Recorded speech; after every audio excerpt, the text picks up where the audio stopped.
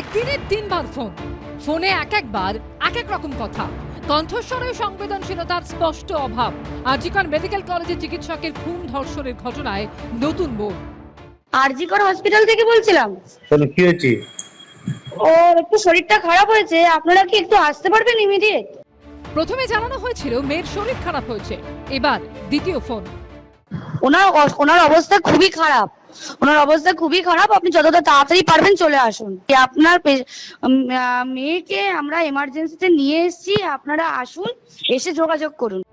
দ্বিতীয়বার জানানো হয়েছিল মেয়ের অবস্থা খুবই খারাপ, জরুরি বিভাগে ভর্তি করা হয়েছে তাকে। এরপর তৃতীয় ফোন।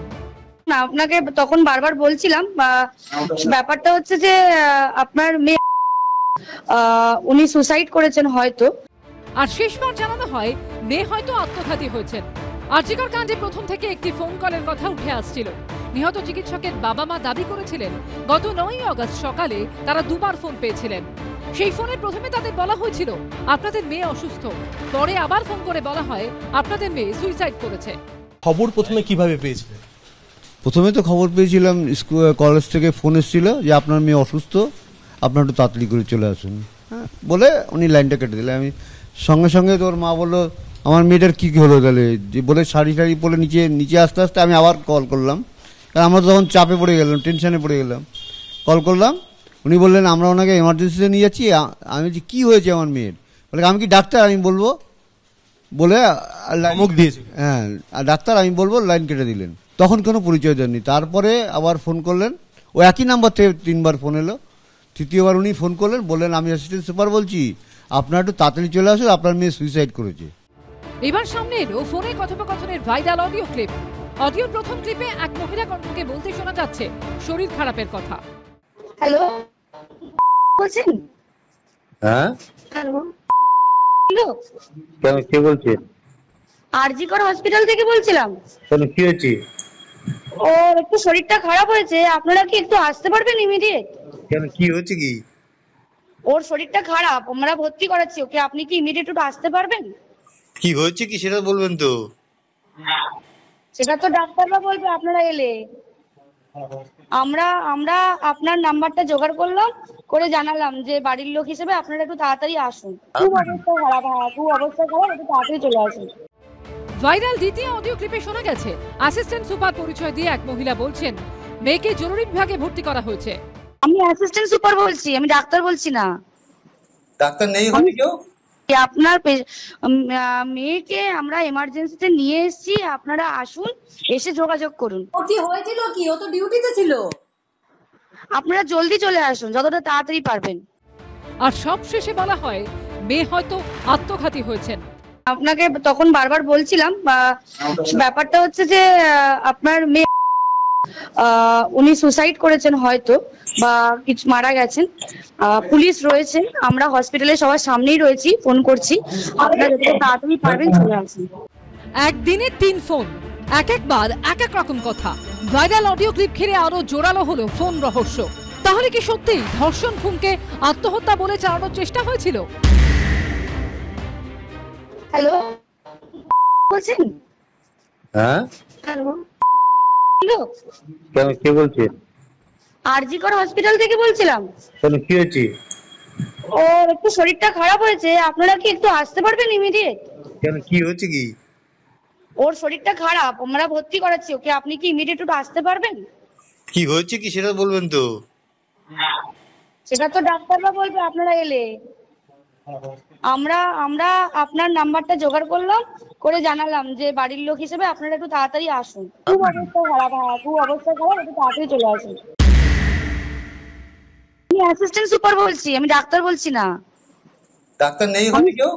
আপনার মেয়েকে আমরা এমার্জেন্সিতে নিয়ে এসেছি, আপনারা আসুন, এসে যোগাযোগ করুন। ও কি হয়েছিল? কি ও তো ডিউটিতে ছিল। আপনারা জলদি চলে আসুন, যতটা তাড়াতাড়ি পারবেন। শুনুন, আপনাকে তখন বারবার বলছিলাম, ব্যাপারটা হচ্ছে যে আপনার মেয়ে উনি সুসাইড করেছেন হয়তো, বা কিছু মারা গেছেন। পুলিশ রয়েছে, আমরা হসপিটালে সবার সামনেই রয়েছি, ফোন করছি, আপনারা যত তাড়াতাড়ি পারবেন চলে আসুন। এর আগে কলকাতা হাইকোর্টের শুনানিতে নিহত চিকিৎসকের পরিবারের আইনজীবী বলেছিলেন, প্রথমে পরিবারকে বলা হয় যে আপনার মেয়ে অসুস্থ, পরে বলা হয় আত্মহত্যা করেছে।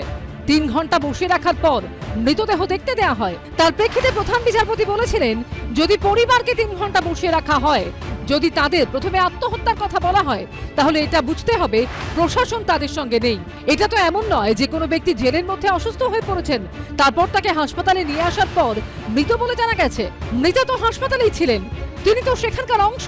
হাইকোর্টে শুনানিতে শুভেন্দু অধিকারীর আইনজীবী বলেছিলেন, পুলিশ প্রথমে অস্বাভাবিক মৃত্যুর মামলা রুজু করে এবং এই হত্যাকে আত্মহত্যা বলে চালানোর চেষ্টা করা হয়। এরপর সুপ্রিম কোর্টে শুনানিতে ওঠে এই প্রসঙ্গ। সুপ্রিম কোর্টের প্রধান বিচারপতি DY চন্দ্রচূড় বলেছিলেন, কেন পরিবারকে মৃতদেহ দেওয়া 3 ঘন্টা পরে এফআইআর দায়ের হলো? ভোরবেলার ঘটনা, অথচ এফআইআর করতে কেন রাত 11:45 বাজলো? যেখানে দেখে বোঝা যাচ্ছে এটা আত্মহত্যার ঘটনা নয়, তা সত্ত্বেও তরুণী চিকিৎসকের পরিবারকে কেন সুইসাইড বলা হলো? তৎকালীন অধ্যক্ষ কেন বলেছিলেন এটি আত্মহত্যার ঘটনা? এবার সামনে ভাইরাল অডিও ক্লিপ, যেখানে আত্মহত্যার কথা বলা হচ্ছে। শুনুন, আপনাকে তখন বারবার বলছিলাম, ব্যাপারটা হচ্ছে যে আপনার মেয়ে উনি সুসাইড করেছেন হয়তো, বা কিছু মারা গেছেন। পুলিশ রয়েছে, আমরা হসপিটালে সবার সামনেই রয়েছি, ফোন করছি, আপনারা যত তাড়াতাড়ি পারবেন চলে আসুন। আর এখানে প্রশ্ন উঠছে, ফোনে কেন একবার এক এক রকম কথা বলা হলো? এই ঘটনার জানানোর জন্যে যে স্বতঃস্ফূর্তভাবে স্তম্ভিত হয়ে যাওয়ার একটা ব্যাপার থাকে, সেটা আমার দীর্ঘ অভিজ্ঞতা থেকে মনে হয়েছে এখানে অনুপস্থিত। যে ধরনের ঘটনা তিনি বলেছেন, এটা সত্যকে একটা চাপা দেওয়ার জায়গার সন্দেহের উদ্রেক করছে। সাংঘাতিক ব্যাপার। হঠাৎ একজন তার বাড়ির লোককে ফোন করে বলছে আপনার ঠিকানা পেয়েছি। তিনি তো পরে বলছেন যে তিনি নাকি অ্যাসিস্ট্যান্ট সুপার। আর যদি অ্যাসিস্ট্যান্ট সুপার হয় তাহলে তো হসপিটালের অংশ, তিনি ওরকমভাবে রাখবেন কেন? যে যে যে যে আচরণ হওয়া উচিত ছিল সেটা তো লঙ্ঘিত হয়েছে। তো এটাও মোটেই সুনাম ডেকে আনলো না। অ্যাসিস্ট্যান্ট সুপার হচ্ছেন একজন মহিলা, তার কিন্তু আরও বেশি সেন্সিটিভ হওয়া উচিত ছিল, সংবেদনশীল হওয়া উচিত ছিল। এবং তিনি যে বারবার বয়ান বদল করেছেন, এটা ভেরি ক্লিয়ার, নিজের থেকে কিন্তু বয়ানগুলো উনি দেননি। এই বয়ানগুলো দিয়েছেন কারোর ডাইরেকশনে। কার ডাইরেকশনে দিয়েছেন, তাদের কি উদ্দেশ্য ছিল, ওনার কি উদ্দেশ্য ছিল, এইটা কিন্তু পুরো স্ক্যানারে নিয়ে আসতে হবে সিবিআইয়ের তদন্তকারী অফিসার। এই জায়গা থেকেই প্রশ্ন, আত্মহত্যার প্রশ্ন চালানোর জন্য কে বা কারা নির্দেশ দিল, বা অ্যাসিস্ট্যান্ট সুপার ম্যাম যিনি ছিলেন তারই কেন মনে হলো যে এটা সুইসাইড বলে দেখা যায়, চালানোর চেষ্টা করা উচিত? বা প্রথমে শুরুতে বলে অসুস্থ, তারপর বলে সুইসাইড, তারপর বলে আপনারা তাড়াতাড়ি আসুন। এই যে আড়াল করার অপচেষ্টা, এটা কেন? তাহলে এর উদ্দেশ্য কী ছিল? এই উদ্দেশ্যটা কি সামনে আনতে হবে। আমরা যারা আন্দোলন করছি, আমরা প্রথম দিন থেকেই বলছি যে সুইসাইড বলে বিষয়টাকে পুরোপুরি ধামাচাপা দেওয়ার যে চেষ্টাটা হয়েছিল সেটা অত্যন্ত নক্কারজনক। এবং এর পিছনে, এই ধামাচাপা দেওয়ার চেষ্টার পিছনে কারা আছে, কারা এই বিষয়টাকে ঘুরিয়ে দিতে চাইছিল, সেটাকেও সামনে এনে তদন্ত করা উচিত। ভাইরাল অডিও ঘিরে এই প্রশ্ন উঠছে, একজন মা বাবাকে তাদের সন্তানের মৃত্যুর খবর দিতে গিয়ে যেভাবে কথা বলেছিলেন ওই মহিলা, তাতে কি সংবেদনশীলতার ন্যূনতম ছাপ ছিল? এই মেয়েটি কিছু একটা গোপন করার চেষ্টা করছে, বা কিছু একটাকে চাপা দেওয়ার চেষ্টা করছে, বা জিনিসটাকে সেভাবে প্রকাশ করতে চাইছে, কিছু একটা সেখানে তো গণ্ডগোল আছেই, সে তো বটেই।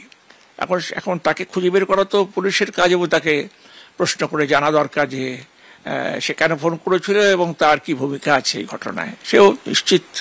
যে ব্যাড নিউজ, যাকে দায়িত্ব দেওয়া হয় ব্যাড নিউজ ব্রেক করবার, তার একটা প্রিপারেশন নিতে হয়, একটা কনভারসেশন। একটা মানুষের সঙ্গে যখন আমরা কনভার্স করি, বডি ল্যাঙ্গুয়েজ, অর্থাৎ আমার গলাটা উচ্চস্বরে আছে, নাকি আমার গলা দিয়ে এমপ্যাথি বেরোচ্ছে, নাকি আমার হাত দুটো কাউকে বোঝাচ্ছে যে ভয় পেও না, আমি তো আছি।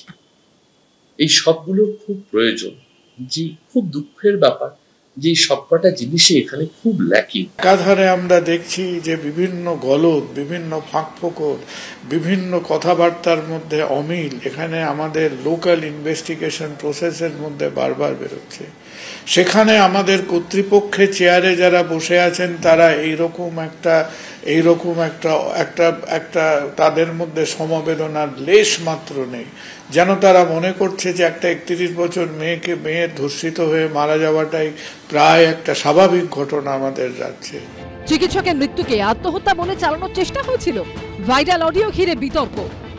সিবিআই উচিত যে যারা যারা কথা বলেছে তাদেরকে ডেকে জিজ্ঞাসাবাদ করা, চাপ সৃষ্টি করা, ওখান থেকেই বিষয়টা উদ্ধার হবে বলে আমি মনে করছি। পরিকল্পনা করে তথ্য প্রমাণ লোপাট করার ব্যবস্থা করা হয়েছে এবং সেটা পশ্চিমবঙ্গ সরকারের নির্দেশে সবকিছু হয়েছে, যাতে পশ্চিমবঙ্গ সরকারের গায়ে কালি না লাগে, তাদেরকে যাতে অভিযুক্ত করতে না পারে। নানাভাবে চালানোর চেষ্টা করেছে, চালাতে পারেনি, এখন আন্দোলনের পথে গিয়ে মানুষকে বিভ্রান্ত করার চেষ্টা করছে।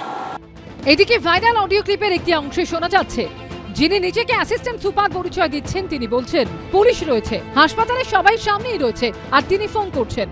শুনুন, আপনাকে তখন বারবার বলছিলাম, ব্যাপারটা হচ্ছে যে আপনার মেয়ে উনি সুসাইড করেছেন হয়তো, বা কিছু মারা গেছেন। পুলিশ রয়েছে, আমরা হসপিটালে সবার সামনেই রয়েছি, ফোন করছি, আপনারা যত তাড়াতাড়ি পারবেন চলে আসুন। এই প্রেক্ষাপটে ভাইরাল অডিও ক্লিপ নিয়ে নিজের অবস্থান পরিষ্কার করে দিয়েছে কলকাতা পুলিশ। তারা জানিয়েছে তারা আগেও বলেছিল নিহত চিকিৎসকের বাড়িতে পুলিশের তরফে ফোন করা হয়নি, এখনো তাদের অবস্থান একই। কয়েকটা অডিও ক্লিপও কিন্তু ভাইরাল হচ্ছে যেখানে কিছু কথোপকথন আছে, তো আপনারা সবাই জানেন সেই অডিওগুলোর মধ্যে ফার্স্ট, সেকেন্ড, থার্ড অডিও ক্লিপের মধ্যে কি আছে আপনারা জানেন।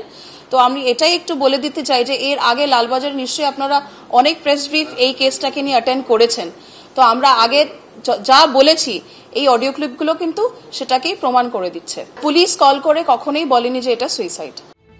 ভাইরাল অডিও বিতর্কে কিছু বলতে নারাজ তৃণমূল দলের রাজ্য সহসভাপতি জয়প্রকাশ মজুমদারের বক্তব্য, এটা পুরোপুরি তদন্ত প্রক্রিয়ার আওতায়, এই নিয়ে পুলিশ যা বলার বলেছে, এখানে তৃতীয় পক্ষের বক্তব্যের কোনো জায়গা নেই। মেয়েটির বাবা প্রথম দিন থেকে বলছেন, এই বয়ান কিন্তু পাল্টায়নি, যে একজন অ্যাসিস্ট্যান্ট সুপার নাম করে হাসপাতাল থেকে ফোন করে বলেছিলেন যে আপনার মেয়ে আত্মহত্যা করেছে। কোনো প্রভাবশালী যুক্ত আছেন এবং যার ফলে পুলিশের তদন্তকারীরা ঘটনাটা চাপা দিতে চাইছে।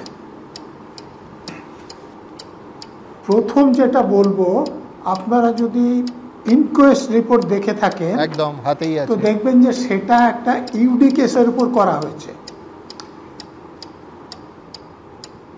কিন্তু সেই ইনকোয়েস্ট রিপোর্টে 10টা 11টা যে ইনজুরির কথা বলা হচ্ছে, একদম ব্লিডিং এর কথা বলা হচ্ছে, ভ্যাজাইনা থেকে ব্লিডিং এর কথাও বলা হচ্ছে, এবং অন্যান্য যে বর্ণনা ওখানে লেখা হয়েছে সেগুলো জানার পর এটা ইউডি কেস করা যায় না, ক্রিমিনাল কেস করতে পুলিশ বাধ্য, কিন্তু করেনি তখনও প্রথমে।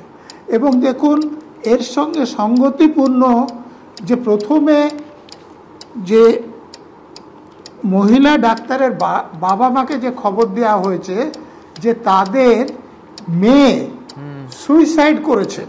একদম নজরুলদা, আমি ঠিক এই পয়েন্টে আসতে যাচ্ছিলাম যে আজকেও, গতকাল, তার আগের দিন, আজকেও এই মেয়েটির বাবা বলেছেন যে অ্যাসিস্ট্যান্ট সুপার পরিচয় দিয়ে একটা টেলিফোন আসে, সেই টেলিফোন কিন্তু এইটা বলেনি যে আনন্যাচারাল ডেথ হয়েছে, অস্বাভাবিক মৃত্যু হয়েছে আপনার মেয়ের, বলা হয়েছে আত্মহত্যা হয়েছে। ঠিক যেখানে আমি জানি না, হয়তো প্রমাণ পুলিশ তদন্ত করবে, কিন্তু অ্যাসিস্ট্যান্ট সুপার পরিচয় দিয়ে এই ফোন করা হয়েছিল। দেখুন, পুলিশ কল রেকর্ড চেক করলেই, যদি নিজের ফোন থেকে ফোন করে থাকেন তাহলে এটা পেয়ে যাবেন, কিন্তু আমি যা বলছি খবর জেনেই দেন, হ্যাঁ, সেটা হাসপাতাল কর্তৃপক্ষ অথবা পুলিশ কর্তৃপক্ষ, হ্যাঁ, এবং প্রিন্সিপাল পদত্যাগ করার পর যে অভিযোগগুলো করেছেন সেগুলো যদি আপনি ভালো করে শোনেন, যে খবর পাওয়ার পর তিনি ঘটনাস্থলে আসেন, পুলিশকে ফোন করেন, এবং পুলিশের লোকেরা এবং কমিশনার অফ পুলিশ খুব অল্পক্ষণের মধ্যে সেখানে পৌঁছান, তাহলে পুলিশের লোকেরা কি এইটুকু আইন জানেন না যে ইনকোয়েস্ট রিপোর্টে যা লেখা হচ্ছে তারপর এটা ইউডি কেস আর রাখা যায় না? আপনারা প্রথম দিন থেকে মনে করছেন যে না, পুলিশ স্বচ্ছভাবে তদন্ত করছে কিনা তা নিয়ে আপনাদের সংশয় আছে, হাসপাতাল কর্তৃপক্ষের ভূমিকা স্বচ্ছ নয়, বারবার আপনারা এই কথা বলেছেন। আজকে সকাল থেকে বলতে শুরু করেছেন যে সন্দীপ ঘোষকে সরানো হয়েছে, কিন্তু তাকে যেন কোনো প্রশাসনিক দায়িত্ব না দেয়া হয়। বিকেল হতে না হতে, বিকেল গড়াতে না গড়াতে ন্যাশনাল মেডিকেলের তিনি পরের অধ্যক্ষ। বাড়লো আন্দোলন নাকি বাড়লো? সুমনদা যেটা সত্যি কথা বলতে, দেবাংশুদা যেটা বলছিলেন, উনি ওনার কথাতে একটা কথা উল্লেখ করলেন যে পুনর্বাসন। সন্দীপ ঘোষ কি ক্ষতিগ্রস্ত যে তাকে পুনর্বাসন দেওয়া হচ্ছে? এবং মুখ্যমন্ত্রীও এক জায়গায় ওনার ভাষণ প্রেস মিটে বলেছেন যে আমরা ওনাকে সরিয়ে অন্য জায়গায় নিয়ে যাচ্ছি। ওনাকে সরিয়ে অন্য জায়গায় নিয়ে যাওয়ার মানেটা কি? উনি একটা কলেজের হায়েস্ট অথরিটির মধ্যে পড়ে। এই যে মাঝে আপনি একটা কথা বলছিলেন যে সন্দীপ ঘোষ কেন, আপনি সন্দীপ ঘোষকে কেন দায়ী করছেন, শুধু আরও অনেকে। He is the highest authority, ঠিক আছে, সবাই জবাব ওনার কাছেই চাইবে। প্রথম কথা, পুলিশের উপরে আস্থা কিছুটা কম দেখানো বা এই আন্দোলনে পুলিশের ভূমিকা নিয়ে প্রশ্ন আসার প্রথম কারণ হচ্ছে গিয়ে আত্মহত্যার তত্ত্ব এলো কী করে, এবং পুলিশের তরফে এই আত্মহত্যার কথাটা বেরোলোই বা কেন? প্রেস মিটে তো বলা হয়েছিল, প্রথমবার যখন বলা হয়েছিল যে এটা আত্মহত্যা হতে পারে, কেন আত্মহত্যা হতে যাবে? একটা মৃতার লাশ যখন ওইভাবে রয়েছে, অভিজ্ঞ পুলিশ অফিসাররা যেখানে ঢুকে গেছেন, এমন নয় যে সাধারণ নতুন জয়েন করা একজন কনস্টেবল এসছেন, অভিজ্ঞ পুলিশ অফিসার তিনি যখন দেখছেন, ঠিক আছে, তার এটা মনে হবে না যে এটা কোনোভাবে আত্মহত্যা হতে পারে না? এই আত্মহত্যার তত্ত্ব উঠলো কেন? প্রথম প্রশ্ন ওখানে। আরজিকর কাণ্ডে এবার চাদর রহস্য। তথ্য প্রমাণ লোপাটের অভিযোগ থেকে নিহত তরুণী চিকিৎসকের মা বাবার সঙ্গে অসংবেদনশীল আচরণ, শুরু থেকে মৃত্যুর ধরন নিয়ে তাদের বিভ্রান্ত করার অভিযোগ উঠেছে। এবার এরই মধ্যে চাঞ্চল্যকর দাবি করলেন নিহত তরুণী চিকিৎসকের মা। তরুণী চিকিৎসকের দেহের উপর যে চাদর ছিল তা কি পাল্টানো হয়েছিল? একবার নয়, একাধিকবার। নিহত চিকিৎসকের মার দাবি ৮ তারিখ রাতে হাসপাতালেরই কেউ দেখেন তার মেয়ে লাল চাদর গায়ে দিয়ে ঘুমোচ্ছিলেন, কিন্তু মৃতার মায়ের দাবি তারা যখন প্রথমবার মেয়ের মৃতদেহ দেখেন তখন সবুজ চাদর দিয়ে ঢাকা ছিল। যদিও এই ভাইরাল ভিডিওতে দেখা যায় তরুণী চিকিৎসকের মৃতদেহ নীল চাদরে ঢাকা, অর্থাৎ লাল চাদরে কি পরে পাল্টে নীল সবুজ হয়ে গেছিল? বারবারই তথ্য প্রমাণ নিয়ে একাধিক প্রশ্ন সামনে আসে। হয়তো হয়েছে প্রথম 3টের সময় নাকি একজন আমার মেয়ের কাছে গেছিল, সে নাকি দেখেছিল আমার মেয়ে লাল চাদর গায়ে দিয়ে ঘুমাচ্ছে। পরে একজন ফটো দেখেছে সে নীল চাদর গায়ে দেওয়া। আমরা যখন দেখেছি তখন দেখেছি সে সবুজ চাদর গায়ে দেওয়া, কিন্তু যখন নীল চাদর গায়ে দেওয়া তখন তার ওই বেড থেকে পা অনেকটা দূরে, এই ফটোটাও আমরা দেখেছি। এবং আমরা যখন দেখেছি তখন পাগুলো সামনে একদম পুরো সাজিয়ে গুছানো, ওটা পুরো বোঝা যাচ্ছে যে কেউ সাজিয়ে গুছিয়ে একদম পুরো দেখিয়েছে আমাদের। এখানে নানা মহলে প্রশ্ন উঠছে, তাহলে কি চাদর বদলানো হয়েছিল? কিছু কি লুকোনোর চেষ্টা হয়েছিল? তথ্য প্রমাণ লোপাটের চেষ্টা হয়েছিল? খুবই গুরুতর এটা, যেটা যে চাদরটা যদি প্রথমে ছিল সেই চাদরটার যে স্টেন থাকবে, ব্লাড থাকবে, সেটা তো সেকেন্ড চাদরটার মধ্যে থাকবে না। ট্রেস এভিডেন্স যেগুলো থাকার কথা প্রথম চাদরটায়, সেলাইভা, সেমিনাল ফ্লুইড যাই হোক যদি থাকে, বমি, সেগুলো তো এই চাদরের মধ্যে স্টেনগুলো তো থাকবেই না। এটা যদি প্রমাণ হয় তাহলে তো এবারে 100% যে এটাকে মিউটিলেশন করা হচ্ছে। প্রথমে যেটা দিয়ে ঢাকা ছিল সেখানেই সমস্ত কিছু লেগে আছে, যে জিনিসগুলো এগুলো থাকবে ওর মধ্যে সোকড হয়ে আছে, শুকিয়ে আছে। সেই শুকনো থেকে যদি ব্লাড স্টেন শুকিয়ে থাকে সেখান থেকে ব্লাড গ্রুপ দিয়ে মেলানো হবে, দরকার হলে ডিএনএ করা যাবে, এই সমস্তগুলো করা যেতে পারে। সেই সব জিনিস লস্ট হয়ে গেছে যদি চাদর চেঞ্জ হয়ে থাকে।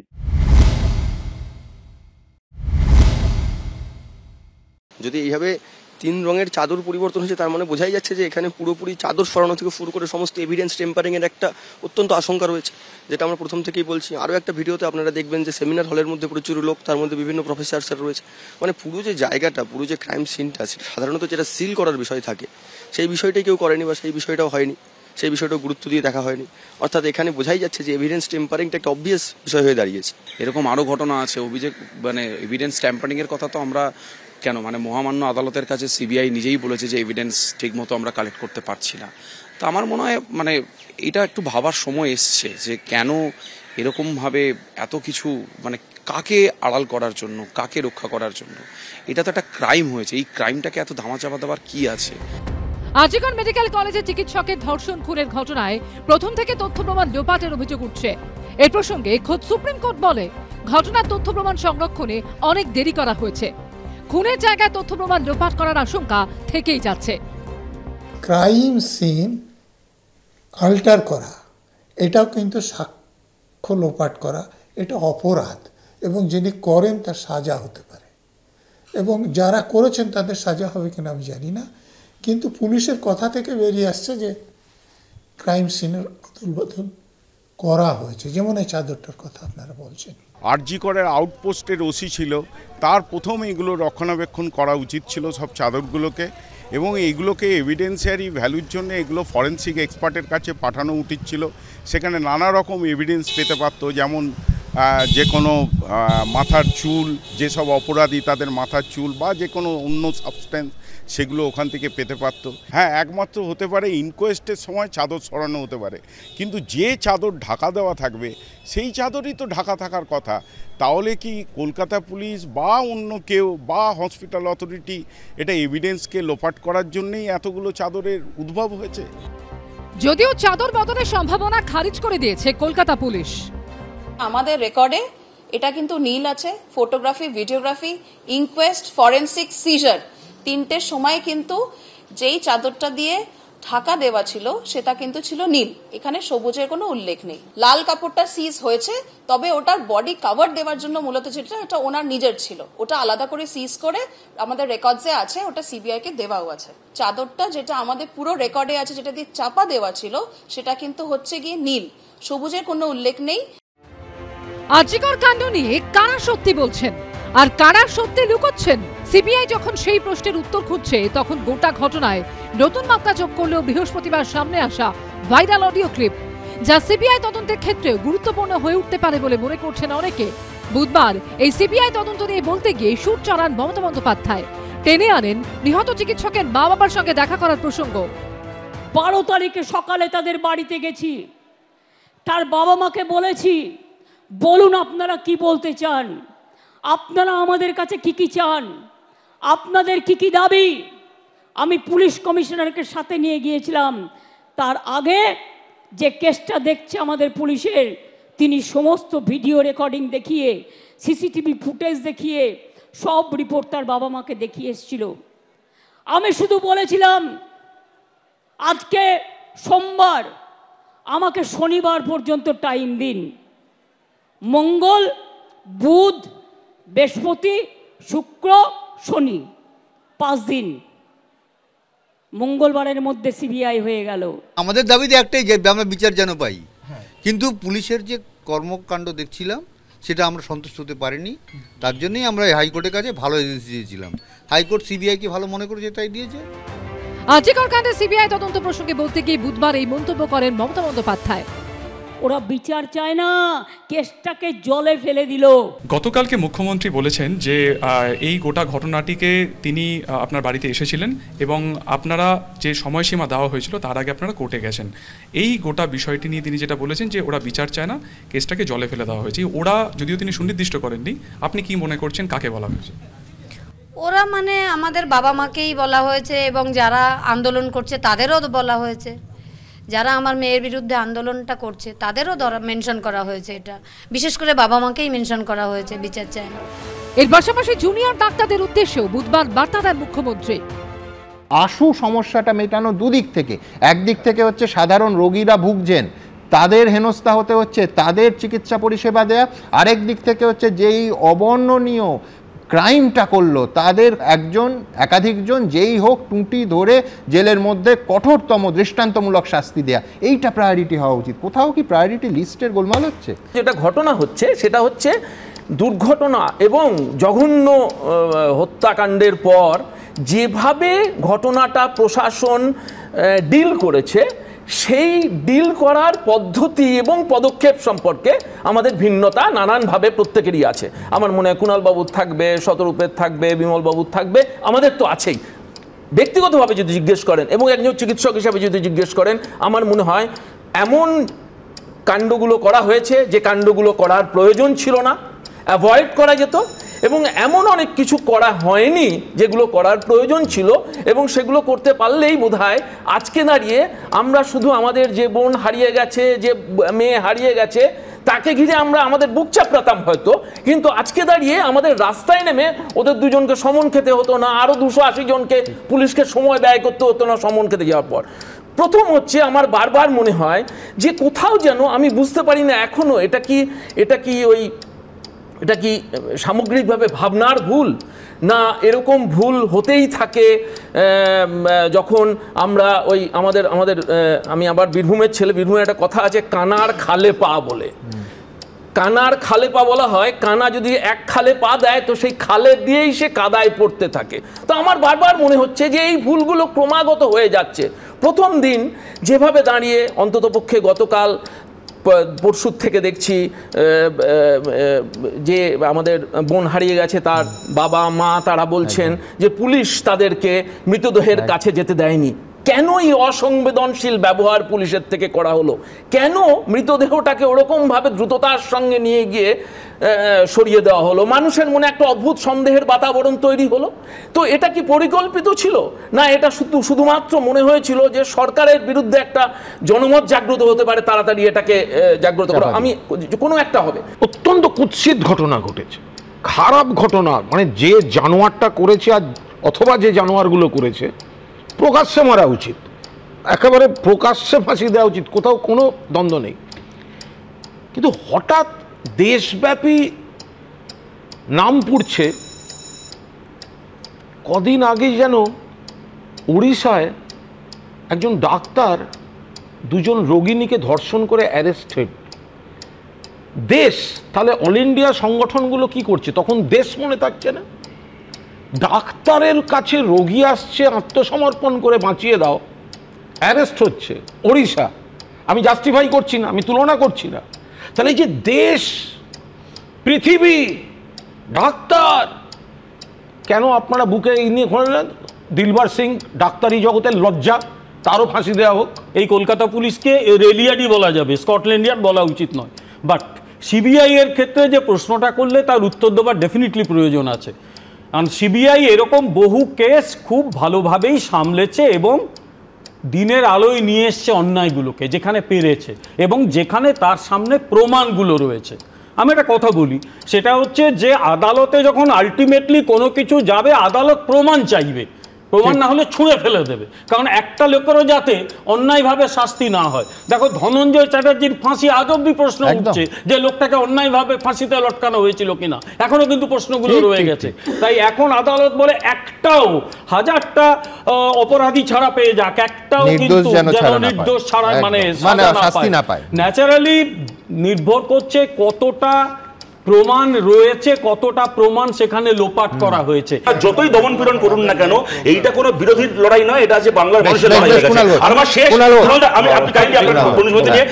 আমি সিবিআই কেও প্রশ্ন করছি, যে অ্যাসিস্ট্যান্ট সুপার ফোন করে বলেছিলেন বা যেই বলে থাক না কেন যে আব্বামি আত্মহত্যা করেছে, ফোন নাম্বার ধরে তাকে ট্রেস করে তাকে কাস্টাডিতে নিয়ে কার নির্দেশে কথাটা বলেছিলেন, এইটা আমরা জানতে পারবো নাকি পারবো না? আমার এখানে পরিষ্কার কথা সংক্ষেপে বলি, যেটা হয়েছে সেটা কুৎসিত ঘটনা, কুৎসিততম ঘটনা।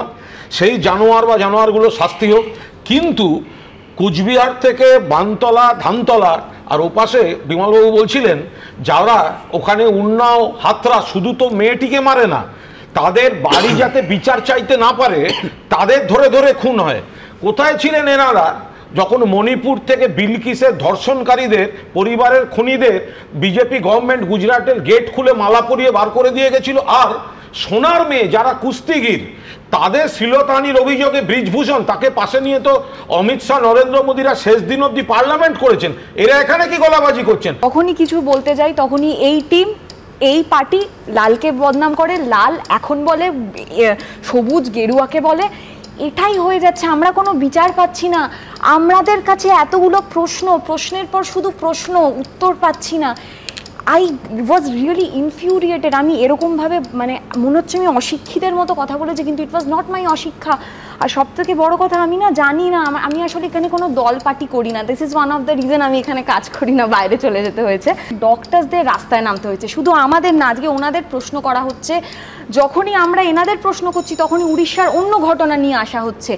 একটা প্রশ্নের আগে 10 বছর আগে কি হয়েছিল, 25 বছর কি আগে হয়েছিল, যখনই আমরা প্রশ্ন করি এটা বাম আমলে এটা হয়েছে, বাম আমলে অন্য রাজ্যে হাতরাস হয়েছে, কেন আমরা কোনো ডেফিনেট মানে আনসারে আসতে পারছি না? ওই কারণেই তো পরিবর্তন। আজকে যখন দেখছি হাইকোর্টে একটা রাজ্য, দিদিমণি একটা রাজ্যের নাম বলুন যে আপনি গত 1 বছরে কোনো ধর্ষণের রিপোর্ট পাননি? স্যার আমি সামাজিক ব্যাধি স্যার আপনার ওই জন্যই বলে আমি সিটিজেন অফ ইন্ডিয়া হয়ে গেছি, ছোট করতে নেমেছি, এটা সামাজিক ব্যাধি। আমি একজন ইন্ডিয়ার ভোটাধিকার হয়ে গেছি। কেন বাংলার মাটিতে এসে বলছি? কারণ আমার মাতৃভাষা বাংলা, এই কারণে বলছি। আমি ওই জন্যই নিরপেক্ষ হয়ে বলেছি কাল প্রত্যেকটা। আমি আজকে সাদা জামা পরে একদম ঠিকঠাক। এবার একটা কথা বলুন, আমি সাধারণ মানুষের হয়ে কথা বলছি। আমার মতো এরকম প্রত্যেকের সেম কোয়েশ্চেন আছে। যখনই কোনো কোয়েশ্চেন হয় এই ওকে কাদা ছড়াছড়ি করে, কিন্তু আলটিমেটলি কি? আচ্ছা একটা কথা বলুন, আজকে এত কোয়েশ্চেনে রেপ না গ্যাং রেপ? এটা ধরুন এটা শুধু রেপ হলো, এটা কি আমাদের মনে হয় না এটা একটা গ্যাং রেপ? কারণ আমি আমার ওয়ার্ক প্লেসে আমার এখানে কোনো সিকিউরিটি থাকবে না। আর সব থেকে বড় কথা, এটা একটা সরকারি জায়গা যেখানে হোম মিনিস্টার, যেখানে স্বাস্থ্যমন্ত্রী, যেখানে পুলিশ মিনিস্টার আমাদের মুখ্যমন্ত্রী। আর ইনফ্যাক্ট এটা মমতা ব্যানার্জি না হয়ে, আমি ওনার নাম রেসপেক্টেড, আমরা রেসপেক্ট করি ওনার ডেজিগনেশনটাকে, সিএমকে। We respect the designation of CM, be whoever it is, be it Mamata Banerjee. তো সেখান থেকে দাঁড়িয়ে আমাদের একটা সাধারণ মানুষের, আমরা ওনার মুখের দিকে তাকিয়ে আছি, বি দ্য পুলিশ মিনিস্টার। যেদিনকে ঘটনাটা হয় সেদিনকের সিকিউরিটিটা কোথায়, সেদিনকে সিসিটিভিটা কোথায়? আমি অ্যাকশন নিতে চাই না, তার কারণ আমি চাই ওরা ভালো করে পড়াশুনো করুক। আমি যদি কারোর বিরুদ্ধে এফআইআর করি তার ভবিষ্যৎটা নষ্ট হয়ে যাবে, সে আর কোথাও চান্স পাবে না, পাসপোর্ট পাবে না, ভিসা পাবে না। আমরা সেটা চাই না। বুধবার মুখ্যমন্ত্রীর এই বার্তার মধ্যেই আন্দোলনকারী চিকিৎসকদের উদ্দেশ্যে প্রচ্ছন্ন হুমকি দেখছিল বিরোধীরা এবং আন্দোলনকারী চিকিৎসকদের একাংশ। আমরা কোনো ব্যবস্থা নিইনি, আপনারা আন্দোলন করেছেন, আমি কোনো ব্যবস্থা আপনাদের বিরুদ্ধে নেব না।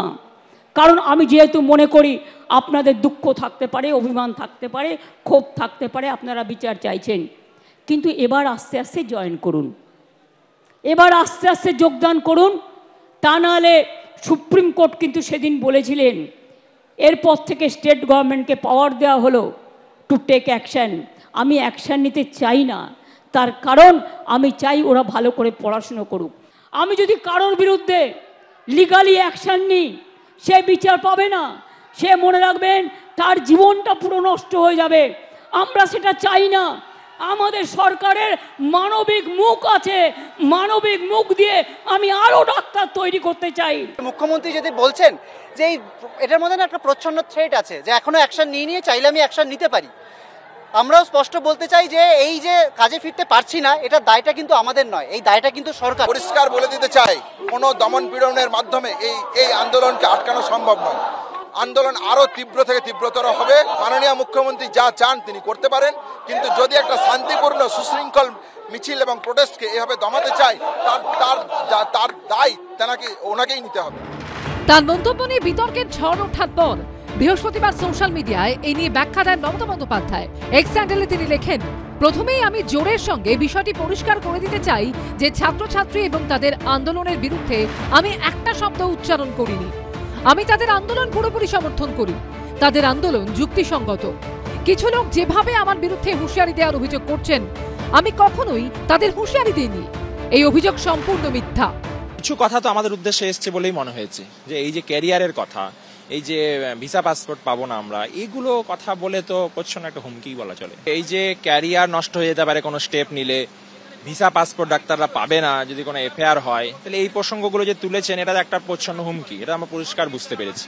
সমস্ত শিক্ষক ছাত্র ছাত্রী জনমত এটাই বলছে যে এই ঘটনার উদ্দেশ্য কি ছিল, মোটিভ কি ছিল, কারা যুক্ত ছিল, সেটা প্রকাশ্যে আসুক, সামনে আসুক। এটা একটা ন্যায়সঙ্গত দাবি। তাহলে এই ন্যায়সঙ্গত দাবির পিছনে যদি কেউ কখনো বলে যে আমি এফআইআর করিনি এখনো, আমি ভবিষ্যতে ব্যবস্থা নেব, তাহলে এইগুলো এই ন্যায়সঙ্গত যে জনমত, সেই জনমতের বিরুদ্ধেই আমরা মনে করি। তাহলে এই রকমের পদক্ষেপ কোন ন্যায়সঙ্গত আন্দোলনের উপর নেওয়া উচিত নয় বলে আমাদের মনে হয়। মুখ্যমন্ত্রীর ব্যাখ্যা দেওয়ার চেষ্টাকে কটাক্ষ করেছে বিরোধীরা। মুখ্যমন্ত্রী ভয় দেখাচ্ছেন, ওই ভয়কে ভীত নয়, এবার উনি পাল্টি খেতে আরম্ভ করবেন, বলে নি করবেন।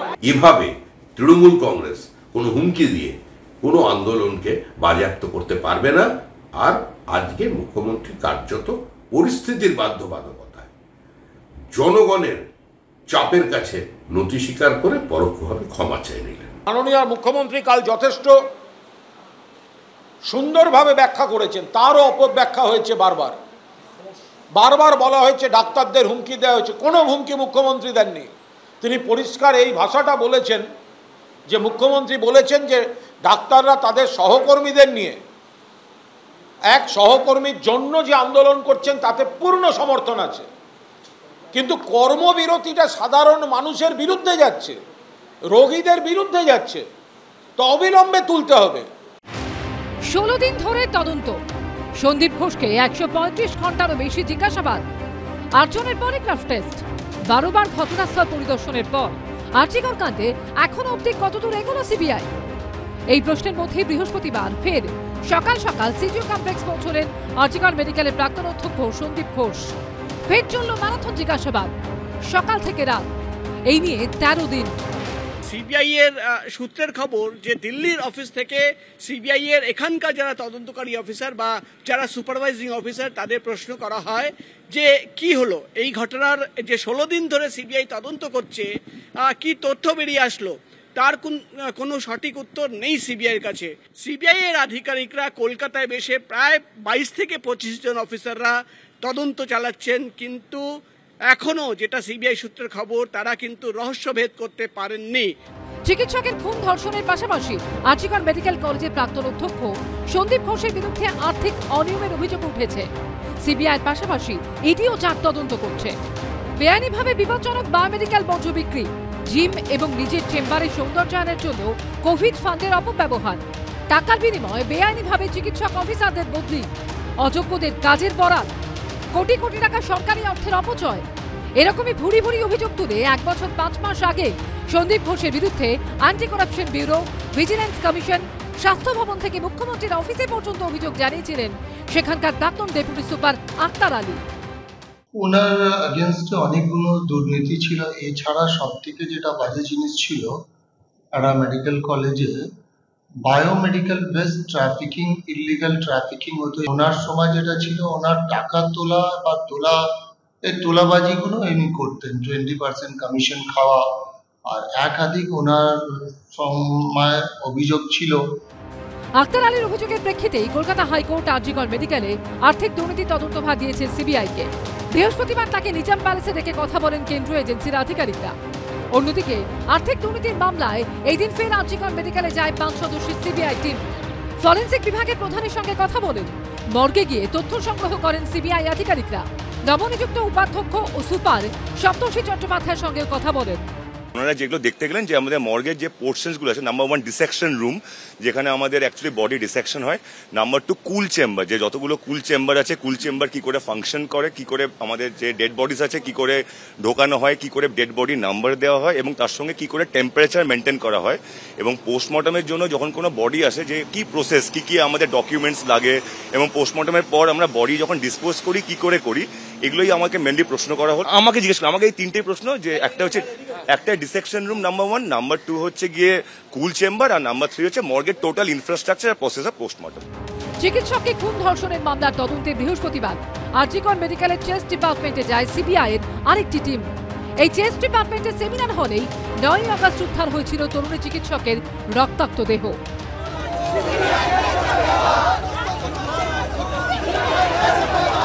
এদিকে 16 দিন ধরে কি করছে সিবিআই, এই প্রশ্ন তুলে এই দিন পথে নামেন আইনজীবীদের একাংশ। সিজিও কমপ্লেক্সের বাইরে চলে বিক্ষোভ, স্লোগান।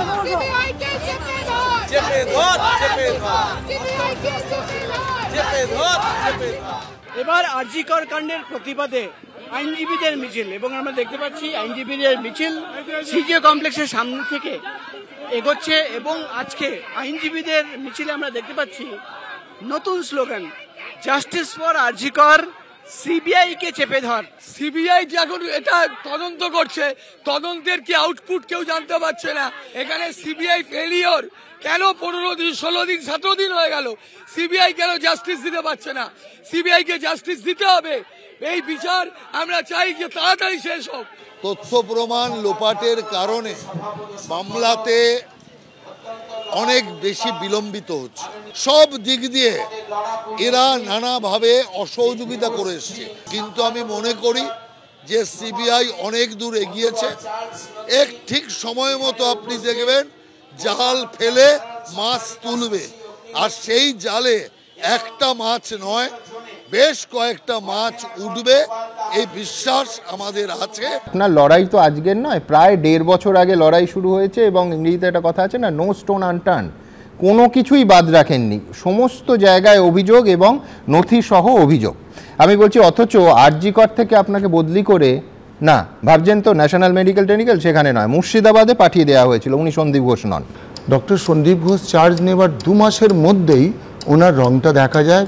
উনি প্রথমে স্বাস্থ্য মানে যে ছাত্ররা স্টুডেন্টরা তাদের সঙ্গে দুর্ব্যবহার করেন, তাদেরকে ফেল করান। এবার তারপরে ওনার একটু ন্যাশনাল মেডিকেল কলেজে কিছু বদগুণ আমরা শুনেছিলাম। ওনার ডিপার্টমেন্টাল ইনকোয়ারি চলছিল, ওনার ভিজিলেন্সে ফাইল ছিল, উনি উইদাউট গভর্নমেন্টের পারমিশন দুবাই গিয়েছিলেন, সেটাও একটা ফাইল ছিল, ডিপার্টমেন্টাল ইনকোয়ারি চলছিল। এনআরএসএ প্রিন্সিপাল তখন চেয়ারম্যান ছিলেন। উনি প্রথম থেকে এতটা প্রভাবশালী কি ওই 3-4টে জিনিসে ওনার শাস্তি না হয়, প্রাইজ পোস্টিং, আবার উনি আরজি করে প্রিন্সিপাল হয়ে যান।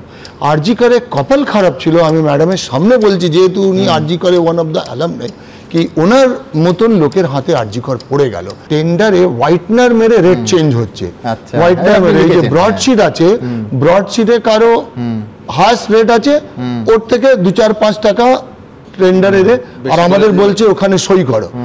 এবং আমি অবাক হয়ে গেলাম, এমএসডিপিও সই করে দিলেন এবং এমএসডিপি আমাকে ফোর্সফুলি সই করালেন। তো আমি বললাম স্যার তাহলে আমি লিখে দিই। না, তোমার লিখতে হবে না, তুমি সই করো। হ্যাঁ, তুমি ব্যাপারটা বুঝতে পারো না। তো আমি কার কাছে যাব? আমার প্রশ্ন হচ্ছে আমি কার কাছে যাব? তো আমি প্রথমে করলাম কমপ্লেন, হলো না। তারপরে যখন ছাত্রদের ওপরে উনি অত্যাচার শুরু করলেন, আমার পুরো ক্যারিয়ার ছাত্রদের ফেল করানো, এই যে ছাত্রদের একটা গ্রুপ তৈরি করলেন, সেই গ্রুপ ছাত্রদের মারামারি করতো, সেই গ্রুপ আন্দোলন করতো, 10-15টা ছেলের গ্রুপ আছে। আমি তো ম্যাডামের ছেলেকেও দেখেছি, আমি অনেক ছাত্রকে দেখেছি। ছাত্র জীবনে এরকম পরিবেশ ছিল না। এবার মানে প্রিন্সিপাল ছাত্রদের মদ খাওয়াচ্ছে, দুর্নীতি শেখাচ্ছে, এটা তো কোনো কলেজে ইতিহাসে হবে না। যেহেতু কাকলিদি আছেন এবং 2 ছাত্রই আরজি করের পাস আউট, শুনছেন কাকলিদি? না, এগুলো তো আমি আগের দিনও একটা চ্যানেলে বলছিলাম, কিন্তু ম্যাডাম অ্যাকশন কোনোদিন হয়নি। ম্যাডাম আগেও কিন্তু আরজি করে এমন অত্যাচার হতো যে ছাত্রীদেরকে কোলে বসিয়ে পরীক্ষা নেওয়া হতো, তখনও কিন্তু কিছু হয়নি। 20 বছর আগেকার কথা বলছি, কিন্তু আমি পড়েছি 50 বছর আগে। তখন যেটা উনি বলছেন যে আরজি কর is one of the best teaching institutes, we are proud of our Alma matter. এবং সেই আলমা ম্যাটারের কোলেই কিন্তু এই ডাক্তার মেয়েটি এরকম ভাবে ধর্ষিতা হয়ে নৃশংসভাবে খুন হলো, which is deplorable। যে এই ঘটনাটা সেই আরজি করার এই আরজি করে কোনো আমি মিল খুঁজে পাই না। কিন্তু তার সাথে সাথে আমি আরেকটা পয়েন্ট বলতে চাই, যেটা তুলছিল যে দেখুন, আপনাদের এটাও মনে রাখতে হবে যে এই কলকাতা শহরেই কিন্তু এরকম তো কত হয়, সেরকম স্টেটমেন্টও কোনো চিফ মিনিস্টার বলেছেন। এবং যৌনাঙ্গ থেকে টর্চ পাওয়া গেছে অনিতা দিওয়ানের, তারপরও ইনভেস্টিগেশন সেটাও হয়েছে। সব রেপকে আপনি ডিনাউন্স করুন, সব মহিলাদের, সব মহিলাদের পাশে দাঁড়ান, মমতা বন্দ্যোপাধ্যায় সরকার নিয়ে এলো, পরিবর্তনের সরকার নিয়ে এলো public. Let us all denounce it together. কিন্তু অভিযোগ থাকা সত্ত্বেও চলল কেন? 13ই আগস্ট 2024 কলকাতা হাইকোর্টের প্রধান বিচারপতির ডিভিশন বেঞ্চ, তারা বলছেন দেহ কি রাস্তায় পড়েছিল, সুপার বা অধ্যক্ষ অভিযোগ করেননি কেন, আর কিচ্ছু বলতে হবে না, ঝুলি থেকে বেড়াল বেরিয়ে এসেছে। সন্দীপ ঘোষের বয়ান রেকর্ড করেননি কেন, তিনি কি ওই প্রতিষ্ঠানের প্রধান, কেন তাকে রক্ষা করার চেষ্টা করছেন, কিছু একটা মিসিং লিঙ্ক আছে। 13ই আগস্ট 2024 আসুন, ওই একই বেঞ্চ, মাননীয় প্রধান বিচারপতির ডিভিশন বেঞ্চ রাজ্য সরকারকে স্পষ্ট করে বলছেন মাননীয় প্রধান বিচারপতি টি.এস. শিবজ্ঞানম যে আপনারা তাকে এভাবে পুরস্কৃত করতে পারেন না। সন্দীপ ঘোষকে বলুন ছুটির আবেদন করে লম্বা ছুটিতে যেতে, নয়তো আমরা প্রয়োজনীয় নির্দেশ দেব। 3টের আগে আমরা দেখলাম সন্দীপ ঘোষ ছুটিতে গেলেন। 16ই আগস্টে আসি 2024 কলকাতা হাইকোর্টের প্রধান বিচারপতি, তিনি বলছেন সন্দীপ ঘোষের আইনজীবী গেছেন যে আমার ক্লায়েন্টের নিরাপত্তা লাগবে। তিনি বলছেন আপনি প্রভাবশালী ব্যক্তি, পুলিশ আপনাকে নিশ্চয়ই নিরাপত্তা দেবে, রাজ্য আপনার সঙ্গে আছে, বাড়িতে 500 পুলিশ মোতায়েন করে দেবে, যদি না করে আমরা দেখছি ইত্যাদি। 20শে আগস্টে আসছি সুপ্রিম কোর্ট, হাইকোর্ট থেকে সুপ্রিম কোর্ট। সুপ্রিম কোর্টে দেখি এই সন্দীপ ঘোষ নিয়ে কি বক্তব্য। সুপ্রিম কোর্টের প্রধান বিচারপতি ডি.ওয়াই চন্দ্রচূড়, তিনি বলছেন যে ঘটনার পর কি করছিলেন প্রিন্সিপাল, ভাইস প্রিন্সিপাল কি করছিলেন, এই ধরনের ঘটনা ঘটলে সঙ্গে সঙ্গে এফআইআর করা উচিত। 22শে আগস্ট মাননীয় প্রধান বিচারপতির ডিভিশন বেঞ্চ তারা বলছে মৃতদেহ উদ্ধারের কেন প্রায় 14 ঘন্টা পরে এফআইআর দায়ের করা হলো। সব থেকে গুরুত্বপূর্ণ বিষয় হলো অধ্যক্ষের তো সরাসরি কলেজে আসা উচিত ছিল এবং এফআইআর দায়েরের নির্দেশ দেওয়া উচিত ছিল। উনি কার সঙ্গে যোগাযোগ রেখেছিলেন, মানে বলছেন কার টাচে ছিলেন এই ভাষায়। আমি আক্তার সাহেব একটা বাক্যে আপনার কাছে জানতে চাইব যে কি করে একজন ব্যক্তি একটা সিস্টেমের মতো, আমি দুর্নীতি দুষ্কর্ম বাদ রাখছি, সরিয়ে রাখছি আপাতত, এত প্রভাবশালী হন যে তার কীর্তিকলাপ সম্পর্কে বা তাকে বাঁচানোর চেষ্টা সম্পর্কে, যেটা আরও মারাত্মক, হাইকোর্ট এবং সুপ্রিম কোর্ট পর এই প্রশ্নগুলো তোলে। কি তার মানে ক্ষমতার উৎসটা কি, ছাতাটা কার? দেখুন, আমি তো সেইভাবে বলতে পারবো না, বাট একটা জিনিস বলবো কি কোনো মানুষের ওপরে যদি কারো সাপোর্ট না হয়, ব্যাকিং না হয়, তো এটাতে আমি দুটো জিনিসে প্রমাণ করে দিচ্ছি। ওনার সেকেন্ড টাইম যখন মুর্শিদাবাদ মেডিকেল কলেজে ট্রান্সফার হয়, তখন ট্রান্সফার না ডিমোশন হয় এবং প্রিন্সিপাল পোস্ট থেকে ওনাকে প্রফেসর করে দেওয়া, সেখানে উনি কিন্তু জয়েন করে যান। জয়েন করে 21 দিন ওখানে উনি মুর্শিদাবাদে অ্যাজ প্রফেসর কাজ করেন। তারপরে হঠাৎ যে প্রিন্সিপাল উনি হন, এটা পুরোপুরি ইললিগাল, বেআইনি। কেন? প্রফেসর থেকে প্রিন্সিপাল হতে গেলে একটা গ্যাজেট নোটিফিকেশন, রিক্রুটমেন্ট নোটিফিকেশনে একটা অ্যাপয়েন্টমেন্ট সিলেকশন প্রসিডিওর আছে, একটা আবার কমিটি করতে হবে, সিলেকশন করতে হবে, সেখানে অনারেবল গভর্নরের কনকারেন্সও লাগবে। আমার প্রশ্ন হচ্ছে উনি যে হলেন তাতে কি গভর্নর স্যারের কনকারেন্স ছিলেন? আর 2 নম্বর হচ্ছে ওনার জন্য আইন, গভর্নমেন্ট আইন চেঞ্জ হয়ে যাচ্ছে, মানে রুলস চেঞ্জ হয়ে যাচ্ছে। আসলে সমাজটা যদি পচা ভাগাড় হয়ে যায় তাহলে শকুন ওড়ে, এবং এই যে আমাদের রাজ্যের সমাজকে, আরজি করের চিকিৎসা ব্যবস্থাকে এই যে পচা ভাগাড়ে পরিণত করা হয়েছে, এর নায়ক হচ্ছে সন্দীপ ঘোষ, দিনের আলোর মতো স্পষ্ট। ওই দিন on that date on call ডিউটিতে আর কোন কোন ডাক্তার ছিল, কি তাদের নাম? আচ্ছা, এই মুহূর্তে যদি এখানে আমরা এই যে 7 জন বসে আছি, তোমার 2 জন ক্যামেরাম্যান, 3 জন ক্যামেরাম্যান আছে, এই মুহূর্তে এখানে যদি কেউ একজন গুলিবিদ্ধ হই, যদি না বোঝা যায় কে গুলিটা চালালো, তাহলে পুলিশ এসে প্রাইম সাসপেক্ট কাকে করবে? তোমাকে, আমাকে, কাকলি দেবীকে, তরুণকে, বিশ্বনাথ বাবুকে, সকলকে, যারা এখানে আছে এই 3 জন ক্যামেরাম্যান সহ সকলকে। তাহলে এই যে কেস বিনীত গোয়েল তদন্ত করলেন, প্রাইম সাসপেক্ট কে হবে? ওই দিন ওই সময় যারা আরজি কর হাসপাতালের ওই বিল্ডিং এ ছিল তাদের সকলকে কি জিজ্ঞাসাবাদ করা হয়েছে? উত্তর না। তাদের কারোর শরীরে ওই মেয়েটি নিজেকে বাঁচানোর জন্য আঘাত করেছে, প্রত্যাঘাত করেছে, তার চিহ্ন আছে কিনা? উত্তর না। ওই দিন ওই মেয়েটির সঙ্গে অনকল ডিউটিতে কোন কোন ডাক্তার ছিল কেউ জানে? এবিপি আনন্দ চ্যানেল জানে? উত্তর না। এটা তো এখনো তদন্ত চলছে এবং আপনি বলতে পারেন না 1, 2, 3, 4 করে যে এটা হয়নি সেটা হয়নি। আপনি কি করে জানলেন হয়েছে কি হয়নি? আপনি কি করে জানলেন কি অন রেকর্ড কি আছে? যতটুকু পাবলিক ডোমেনে আসছে আমরা ততটুকুই জানি। আমরা নিন্দা করছি, আমরা দাবি করছি ওই দিন ছিল হাসপাতালে, কেন আসবে না? আর আমরা দাবি করছি প্রকৃত দোষীকে ধরা হোক, প্রকৃত দোষীর শাস্তি হোক এবং ধর্ষণের শাস্তি ফাঁসি হওয়া উচিত। আমরা তো দাবি করছি।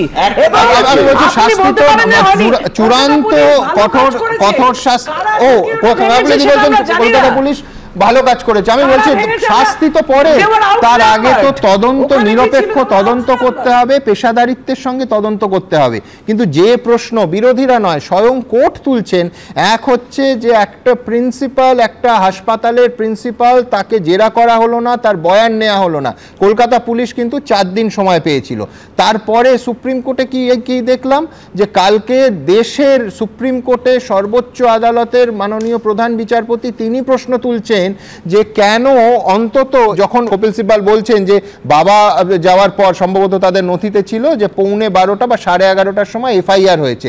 মাননীয় বিচারপতি, 3 জন বিচারপতির বেঞ্চ, একজন বিচারপতি প্রশ্ন তুলছেন যে কেন পুলিশ সুমোটো এফআইআর করলো না, এবং যার প্রিমিসেসে হয়েছে পুলিশও বাদ দিন, তিনি তো সবার আগে এফআইআর করতে পারতেন যে আমি কলেজের আরজিকর কলেজ হাসপাতালের অধ্যক্ষ, আমার প্রিমিসেসে এই রকম মারাত্মক ধর্ষণ এবং খুনের ঘটনা, অন ডিউটি আমার ছাত্রী, অন ডিউটি আমার চিকিৎসক এবং নিথর দেহ, তিনি কেন কমপ্লেন করলেন না? এই প্রশ্ন কিন্তু বিরোধীরা নয়, স্বয়ং সুপ্রিম কোর্টের প্রধান বিচারপতির বেঞ্চ তুলল। একদিকে যখন তদন্ত চলছে, অন্যদিকে তখন সামনে আসছে একের পর এক ভাইরাল ক্লিপ। অডিও ক্লিপ নিয়ে তোলপাড় থামার আগেই নতুন বিতর্ক উস্কে দিয়েছে এই ভাইরাল ভিডিও ক্লিপ। দিদিকে আপনি ফোন করুন, দিদির কাছে কারো নাম্বার আছে? বলুন দিদি নেই, ফোন করতে বলুন। সিএম দিদি কে বলুন ফোন করতে। আরজিকর কাণ্ড নিয়ে চাপানুতরের আবহে সোশ্যাল মিডিয়ায় এই ভিডিও পোস্ট করেছেন বিজেপির আইটি সেলের প্রধান অমিত মালব্য। তিনি লিখেছেন, যাকে আপত্তিকরভাবে কথা বলতে দেখা যাচ্ছে তিনি আফসার আলী খান। আরজিকর মেডিকেল কলেজ হাসপাতালের কলঙ্কিত অধ্যক্ষ সন্দীপ ঘোষের ব্যক্তিগত বাউন্সার। তিনি কথা বলছেন চিকিৎসক মানস বন্দ্যোপাধ্যায়ের সঙ্গে, যাকে 1 সপ্তাহ আগে আরজিকর মেডিকেল কলেজ হাসপাতালের অধ্যক্ষ করা হয়েছে।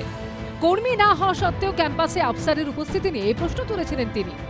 চিকিৎসক বন্দ্যোপাধ্যায়কে হুঁশিয়ারি দিচ্ছে খান এবং তাকে জানাচ্ছেন মুখ্যমন্ত্রী দিদি তাকে পাঠিয়েছেন, কোনো প্রশ্ন থাকলে তাকে জিজ্ঞেস করতে হবে। वॉइस मेरा ऐसा है, वॉइस ऐसे ही है मेरा, हम लोग का खान लोग का वॉइस ऐसे ही होता है। ठीक है, वॉइस आस्ते बोलूँ। हाँ बोलूँ ना। আপনি কিসের কাজটা করেন সেটা আমি জানা। ও কোথা গেল? স্টুডেন্ট একটা ছিল না? স্টুডেন্ট কি? আপনি আমাকে উত্তর দিন না। হ্যাঁ বলুন। আপনি এখানে কি হিসেবে কাজ করেন? Additional security. আর কতজন আছে? দিদি পাঠিয়েছে আমাকে। আপনি দিদির সঙ্গে কথা বলুন, কি আছে বলুন আমাকে। দিদির সঙ্গে কথা বলতে কে পাঠিয়েছিল আমাকে, এখানে কে পাঠিয়েছিল, কিসের জন্য? কতজন আছে আপনি? আমি জানি না, আমি ওই সব দেখতে যাই না, কতজন আছে, কি করতে এসছে, আমাকে ওইসব দরকার নেই। দিদিকে আপনি ফোন করুন, দিদির কাছে কারো নম্বর আছে বলুন, দিদি নেই, ফোন করতে বলুন। সিএম দিদিকে বলুন ফোন করুন। এই ভিডিও পোস্ট করে বিজেপির আইটি সেলের প্রধান অমিত মালব্য প্রশ্ন তুলেছেন, আরজিকর মেডিকেল কলেজ হাসপাতালে মমতা বন্দ্যোপাধ্যায়ের কি স্বার্থ থাকতে পারে যে তিনি নবনিযুক্ত অধ্যক্ষ এবং কর্তৃপক্ষের উপর নজর রাখতে একজন দুষ্কৃতীকে পাঠালেন? আরজিকর মেডিকেলে কি অপরাধ চক্রের তথ্য লুকিয়ে রয়েছে যা লোকজন ইঙ্গিত করছে? তরুণী চিকিৎসকের ধর্ষণ খুনের ঘটনায় যা চোখে দেখা যাচ্ছে তার বাইরেও কি কিছু রয়েছে?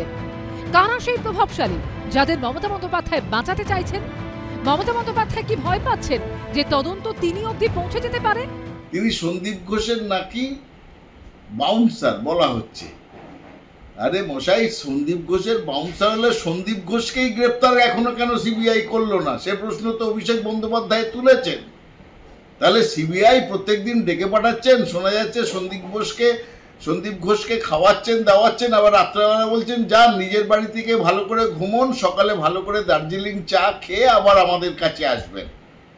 ব্যাপারটা কি সেটাও আমরা জানতে চাইছি।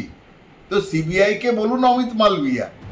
অমিত মালব্য সোশ্যাল মিডিয়ায় আরো লিখেছেন, বাংলার সাম্প্রতিক রাজনৈতিক ইতিহাসে এটা এমন একটা সময় যখন মুখ্যমন্ত্রীর প্রত্যেকটা পদক্ষেপ দুর্নীতি এবং অপরাধের সঙ্গে তার যোগ নিয়ে বহু প্রশ্ন তুলে দিচ্ছে। আচ্ছা বলুন তো, এইসব তথ্য যদি থাকে তো সিবিআই কি করছে? সিবিআই কে দিচ্ছেন না কেন? সিবিআই তো ওনাদের পকেটের সংগঠন। তো সিবিআই কে দিন না, তাকে ডেকে জিজ্ঞাসাবাদ করা হোক, অ্যারেস্ট করা হোক। সেটা না বলে এইসব টুইট করে হাওয়া গরম করার দরকার কি? এই চাপানুতরের মধ্যে আরজিকর কাণ্ডে বিচারের দাবিতে আন্দোলনের ছাঁচ ক্রমশ মারাচ্ছে বিরোধীরা। একদম পরিষ্কার কথা, মমতা বন্দ্যোপাধ্যায়কে অ্যারেস্ট করতে হবে। মুখ্যমন্ত্রী ভয় দেখাচ্ছেন, ওই ভয়কে ভীত নয়, এবার উনি পাল্টি খেতে আরম্ভ করবেন। আরজিকর কাণ্ডের প্রতিবাদে ফুঁসছে দেশ, ক্ষোভের আঁচ পৌঁছেছে বিদেশেও, পাল্লা দিয়ে চড়ছে রাজনীতির পারদ। বৃহস্পতিবার রাজ্যপালের কাছে গিয়ে নালিশ ঠুকল বিজেপি। কলকাতায় অধীর চৌধুরীর নেতৃত্বে ফের পথে নামল কংগ্রেস। দিল্লিতে মানবাধিকার কমিশনের দ্বারস্থ হলেন সৌমিত্র খাঁড়া। আরজিকর কাণ্ডের প্রতিবাদে মঙ্গলবার পশ্চিমবঙ্গ ছাত্র সমাজের ডাকা নবান্ন অভিযান ঘিরে ধুমধুমার কাণ্ড বাধে। ব্যারিকেড ভাঙা, পুলিশকে লক্ষ্য করে ইটবৃষ্টি, পাল্টা লাঠিচার্জ, কাঁদানে গ্যাস, জলকামান, কিছুই বাদ যায়নি। এর প্রতিবাদে বুধবার বিজেপির ডাকা বন্ধ ঘিরেও রাজ্য জুড়ে অশান্তির ছবি সামনে আসে। এই প্রেক্ষাপটে তৃণমূল ছাত্র পরিষদের প্রতিষ্ঠা দিবসের মঞ্চ থেকে মুখ্যমন্ত্রীর বার্তা ঘিরে আরও চরমে ওঠে চাপানুতর। আমি অশান্তি চাই না, কিন্তু উৎসব প্রচার চক্রান্ত করে যে আপনাকে রোজ কামড়াচ্ছে, আপনি তাকে কামড়াবেন না, কিন্তু ফস্ত করতে পারেন। রামকৃষ্ণ পরমহংসদেব বলেছিলেন, একটা গোখরে সাপ তার কাছে গিয়ে বলেছিল, ঠাকুর তুমি তো আমাকে কামড়াতে বারণ করেছো, আমি কাউকে কামড়াই না, কিন্তু আমাকে অনেকে ইট মারে, আমার রক্ত পড়ে, আমার খুব কষ্ট হয়। ঠাকুর বললেন, শোনো, তোমাকে আমি কামড়াতে বারণ করেছি, তোমাকে আমি ফোঁস করতে বারণ করিনি। আগামী দিন আপনাদের কাজ হচ্ছে চক্রান্তকারীদের মুখোশ খুলে দিয়ে ফোঁস করতে শিখুন। মুখ্যমন্ত্রীর এই মন্তব্য হাতিয়ার করে পাল্টা আক্রমণ শানাতে শুরু করেছে বিরোধীরা। বৃহস্পতিবার এ নিয়ে রাজ্যপালের দ্বারস্থ হন সুকান্ত মজুমদার, দিলীপ ঘোষরা। রাজ্যপালের দিল্লি সফরের ঠিক আগেই তার সঙ্গে দেখা করলেন রাজ্য বিজেপির 4 প্রতিনিধি, যার মধ্যে রয়েছেন রাজ্য বিজেপি সভাপতি সুকান্ত মজুমদার, প্রাক্তন সভাপতি দিলীপ ঘোষ, এছাড়াও রয়েছেন দীপক বর্মন, জগন্নাথ চট্টোপাধ্যায়। তারা 4 জন দেখা করে মুখ্যমন্ত্রীর মন্তব্য, যেভাবে মেয়র রোডের মঞ্চ থেকে তিনি বলেছেন তার যে ফোঁস মন্তব্য, তার বিষয়ে তারা যেমন অভিযোগ জানালেন, তেমনি ছাত্র সমাজের নবান্ন চলো দিন, পুলিশের তৎপরতা, এর পাশাপাশি আরজি করের ঘটনা, যে ঘটনাকে কেন্দ্র করে ঘটনা প্রবাহ চলছে, সে বিষয়েও রাজ্যপালের কাছে নিজেদের অভিযোগ জানিয়ে এলেন রাজ্য বিজেপির প্রতিনিধিরা। একজন মুখ্যমন্ত্রী ডায়লগ দিচ্ছেন ধমকানো এবং চমকানোর, তাতে তিনি ফোঁস করবেন, কি করবেন সেসব অনেক কিছু বলেছেন। আমরা বিস্তৃত আকারে মাননীয় গভর্নর সাহেবকে সমস্ত কিছু বলেছি। হিংসা উস্কে দেবার চেষ্টা করেছেন, এই হিংসা হলে পরে কিন্তু পশ্চিমবঙ্গে একটি গৃহযুদ্ধ বাঁধবে, কারণ উনি ফোঁস করলে আমরা বসে থাকবো এরকম তো হতে পারে না। মমতা বন্দ্যোপাধ্যায়ের মন্তব্য নিয়ে যখন আক্রমণে নেমেছে বিজেপি সহ বিরোধী দলগুলি, তখন নিজের বক্তব্যের ব্যাখ্যা দেন মুখ্যমন্ত্রী। বৃহস্পতিবার এক্স হ্যান্ডেলে তিনি লেখেন, ফোঁস করা নিয়ে যে শব্দবন্ধ গতকাল আমি বক্তৃতায় বলেছি, সেটি রামকৃষ্ণ পরমহংসদেবের উক্তি থেকে। প্রয়োজনে কখনো কখনো যে গলা চড়াতে হয়, সেই যুগপুরুষই তা বলেছিলেন। যখন অপরাধ হয় তখন প্রতিবাদী কণ্ঠকে সোচ্চার হতে হয়। সেই আঙ্গিকে মহাপুরুষ শ্রীরামকৃষ্ণের বাণী অনুসরণ করেই আমি একথা বলেছি। অন্যদিকে নবান্ন অভিযান ও বিজেপির ডাকা বন্ধের দিন মানবাধিকার লঙ্ঘনের অভিযোগ তুলে দিল্লিতে মানবাধিকার কমিশনে দ্বারস্থ হয় একটি প্রতিনিধি দল। সেখানে ছিলেন বিজেপি সাংসদ সৌমিত্র খাঁ। একদম পরিষ্কার কথা, মমতা বন্দ্যোপাধ্যায়কে অ্যারেস্ট করতে হবে। কারণ মমতা বন্দ্যোপাধ্যায় যেভাবে তিনি ফুঁস করে বলছেন যে সবাইকে আমরা দেখে নিন, কথাটা হচ্ছে যে উনি কাকে মারবেন? উনি জনগণকে মারতে বলছেন, স্টুডেন্টসদেরকে মারতে বলছেন, ডাক্তারদেরকে হুমকি দিচ্ছেন যে ডাক্তারি পড়া আমি জিন্দেগি খতম করে দেবো। তাহলে মানবাধিকার কমিশন কি জন্য আছেন? মুখ্যমন্ত্রী কোনো উস্কানি দেননি। মুখ্যমন্ত্রী বলেছেন অন্য রাজ্যের মুখ্যমন্ত্রীরা যখন বাংলা নিয়ে এসে উস্কানি দেন, খেয়াল রাখবেন আপনাদের রাজ্য মানুষের প্রচুর ক্ষোভ আছে, আগুন নিয়ে খেলবেন না। তা ফোঁস করা কি হয়েছে? ও তো রামকৃষ্ণদেবের কথা। মুখ্যমন্ত্রী বলেছেন কোনো গন্ডগোল চাই না, কিন্তু অপপ্রচার, কুৎসা, মিথ্যাচার হলে ফোঁস করতে। তাই ফোঁসের মধ্যে কি আছে? তিনি তো একবারও বলেননি তোমরা গিয়ে ওখানে কোনো সংঘর্ষে জড়িয়ে পড়ো, তোমরা গিয়ে পাল্টা কিছু করো, একবারও বলেননি। এদিন আরজিকর কাণ্ডের প্রতিবাদে পথে নামে কংগ্রেস। কলেজ স্কোয়ার থেকে শ্যামবাজার পর্যন্ত মিছিল করেন অধীর চৌধুরীরা। রাজ্য সরকার তার নিজের ঘাট থেকে দায়িত্ব ছেড়ে ফেলতে চাইলে তো হবে না। রাজ্য সরকার এখানে চালাকি করছে, সবটা শিবের ঘাটে চাপিয়ে দিয়ে নিজে এখান থেকে বেরিয়ে আসতে চাইছে। বাংলার মানুষ সেটা করতে দেবে না, রাজনীতি করতে এখানে আসবে। আমরা প্রেরিত হয়েছি এই বাংলার নাগরিক সমাজের আন্দোলনের দ্বারা। 24 ঘন্টার মধ্যে মমতা ব্যানার্জির পুলিশ একজনকে অ্যারেস্ট করেছে, সিবিআই আজ পর্যন্ত কাউকে অ্যারেস্ট করতে পারেনি। অধীর চৌধুরী, আপনি আগে জবাব দিন। দিল্লিতে যখন কংগ্রেসের সরকার ছিল, শীলা দীক্ষিতের সরকার ছিল, নির্ভয়া কাণ্ডের পর আপনি কোনোদিন একটা প্রদীপ জ্বালিয়েছেন কিনা? তারপর এখানে নাটক করতে আসবেন নিজের কেন্দ্রে, এই কারণে আপনি তৃতীয় হয়েছেন।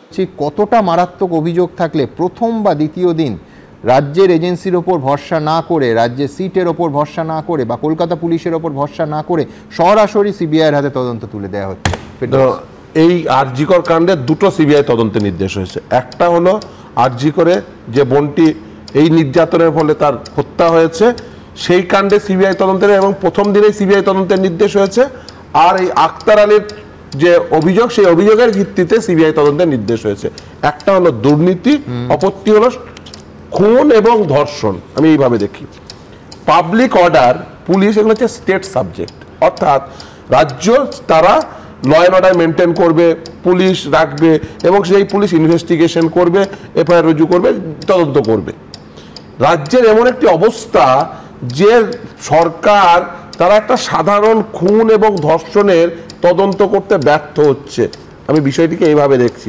এখন কখন সিবিআই তদন্তের নির্দেশ আদালত দেয়? যখন স্যাটিসফাই হয় যে ইনভেস্টিগেটিভ এজেন্সি তদন্ত করছে তারা সঠিকভাবে তদন্ত করছে না, এবং যদি কোনো স্টেটের হাই অফিসিয়ালসরা যুক্ত থাকে। কাকলি দিয়ে একটু আগে বললেন সিবিআই থেকে কোনো নতুন তথ্য পাইনি। আমি বলছি সিবিআই একটা নতুন তথ্য দিয়েছে, সেটা হচ্ছে ঘটনার উপস্থল বদলে দেওয়া হয়েছে। এই যে দেখুন, আশ্চর্যজনকভাবে আমি এত শক্তিশালী পিডাব্লিউডি আমি তো দেখিনি বটেই, আমি জানি না সুমন ওর জীবনে দেখিনি, শক্তিশালী বাদ দাও, এত দ্রুত পিডব্লিউডি দেখিনি, সিপিডব্লিউডিও দেখেছে কিনা আমি জানি না, পৃথিবীর কোন দেশ দেখেছে কিনা আমি জানি না। 3টের সময় অর্ডার হলো, 5টার সময় গিয়ে ভাঙা হলো কি ডক্টরস রুম এবং সংলগ্ন ওয়াশরুম। এইবার সিবিআই বলছে অবস্থল বদলে ফেলা হয়েছে। If the matter is such, যেটা আমি একটু আগে বলেছি যে এই ধরনের কেসের ক্ষেত্রে তথ্য প্রমাণ ইত্যাদি বিশ্লেষণ, এবং সিবিআই যে কথা বলছে যদি সে দুটো সত্য হয়, যদি ঘটনাস্থল আসলে ডক্টরস রুম হয় এবং ডেড বডিটাকে পরে নিয়ে এসে সেমিনার রুমে রাখা হয়, তাহলে সরকার যে কতটা সদিচ্ছার সঙ্গে ফাঁসি চেয়েছে এবং কতটা সদিচ্ছার সঙ্গে 24 ঘন্টার মধ্যে অ্যারেস্ট করেছে, সবটা কি দিনের আলোর মতো স্পষ্ট হয় না? পশ্চিমবঙ্গে একজন মহিলা চিকিৎসক, সে তার অটিস্টিক চাইল্ড আছে, তার ট্রান্সফার চেয়েছিল, সে ট্রান্সফার পায়নি বলে আত্মহত্যা করতে বাধ্য হয়েছিল ডায়মন্ড হারবার মেডিকেল, সে ট্রান্সফার পায়নি। আর এই সন্দীপ ঘোষরা 4 ঘন্টার মধ্যে ট্রান্সফার পেয়ে যায়। এই রাজ্যে এখানে উনি বসে আছেন, উনি জানেন যে আমাদের 2016 সালে এই যে বিশেষভাবে সক্ষম শিশুদের জন্য আইন এসছে এবং সেটা সেন্ট্রাল লেজিসলেশন। এই রাজ্যে সেই সেন্ট্রাল লেজিসলেশনের সাপেক্ষে সেন্ট্রাল গভর্নমেন্ট নোটিফিকেশন করে, কিন্তু স্টেট গভর্নমেন্ট কেন করে না? তার কারণ এই যে দেখছেন এই যে ট্রান্সফার দুর্নীতিগুলোকে করার জন্য এই রাজ্য সেটা তৈরি করে না। রাজ্য সরকারের ব্যর্থতাটাকে মেনে নিন দিদি ভাই। এই রাজ্য আপনি আইনসঙ্গতভাবে রাজ্য না চালাতে পারলে দয়া করে সে পদত্যাগ করুন। বা ধর্ষকের যে অন্যায় সেগুলোর বিচার হচ্ছে বিচার ব্যবস্থার মধ্যে, আমরাও দাবি করছি যে সুষ্ঠু বিচার হোক এবং যথাযথ শাস্তি হোক, ধর্ষকের ফাঁসি হোক। কিন্তু যে মানুষ রাস্তায় মারা যাচ্ছে, যে গরিব মানুষ পরিষেবা না পেয়ে মারা যাচ্ছে, যে গরিব মানুষ হাসপাতালে গিয়ে দেখছে যে জুনিয়র ডাক্তাররা বসে আছে আর রাজনৈতিক দলগুলো তাদের নিয়ে রাজনীতি করছে, সেইটা বন্ধ করে হাসপাতালে পরিষেবাটা ফিরে আসুন। আমি এই অনুরোধটা করছি, জুনিয়র ডাক্তাররা কাজে আসুন। ডাইলট করছেন সাধারণ মানুষের, জুনিয়র ডাক্তাররা আপনি হয়তো প্রাইভেট ডাক্তার দেখাতে পারেন, সাধারণ মানুষ পারে না। সাধারণ মানুষের গরিব মানুষ হাসপাতালে যাবে, সেখানে ডাইলট করুন না। শুনুন, আপনি যেটা বলছেন ওনারা দিনের পর দিন ওনাদের যে অভিজ্ঞতা, দুটোকে আইসোলেট করলে হবে না। আপনি আজকে ডাক্তারবাবুরা রাস্তায় নামছে কেন? ওই করাপশনের জন্য। ডাক্তারবাবুরা ওই নামছে কেন? আজকে ওই অত্যাচারের জন্য। ডাক্তারবাবুরা রাস্তায় নেমেছে কেন? দিনের পর দিন আপনারা কোনো অ্যাক্ট করেননি। যখন অ্যাক্ট করা হচ্ছে রাস্তা দিতে হবে, ডাক্তারবাবুদের রাস্তা দিতে হবে এবং সরকারকে সংবেদনশীল হতে হবে, একেবারে পরিষ্কার।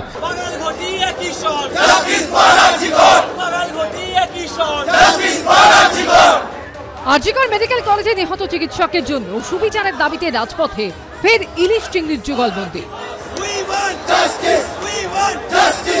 আরজিকর কাণ্ডের প্রতিবাদে ফের হাতে হাত ঘটি বাঙালের।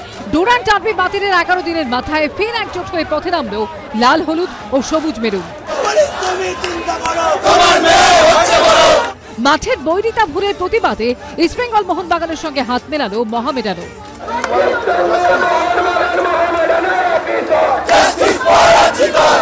আরজিকর মেডিকেলে চিকিৎসককে ধর্ষণ খুনে দোষীদের শাস্তির দাবিতে বৃহস্পতিবার মিলেমিশে একাকার হলো লাল হলুদ সবুজ মেরুন সাদা কালো রং।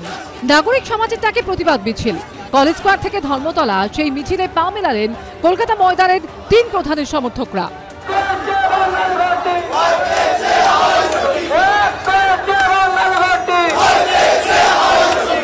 আমাদের দাবি দেওয়া একটাই, এবং এই যে আমরা বাঙাল, আমরা ঘটি সবাই মিলে একসাথে নেমেছি, সেটা একটাই, বাঙাল ঘটির একই স্বর, জাস্টিস ফর আরজিকর। আমরা বিচারের জন্য লড়ে যাব, যেরকম দাবি করছি দাবি চলতে থাকবে এবং আমার আশা যে বিচার আমরা পাবোই।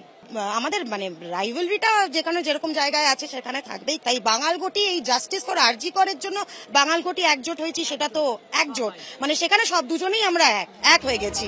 এর আগে টার্বি বাতিলের দিনও এই যুগলবন্দির সাক্ষী হয়েছিল বাংলা।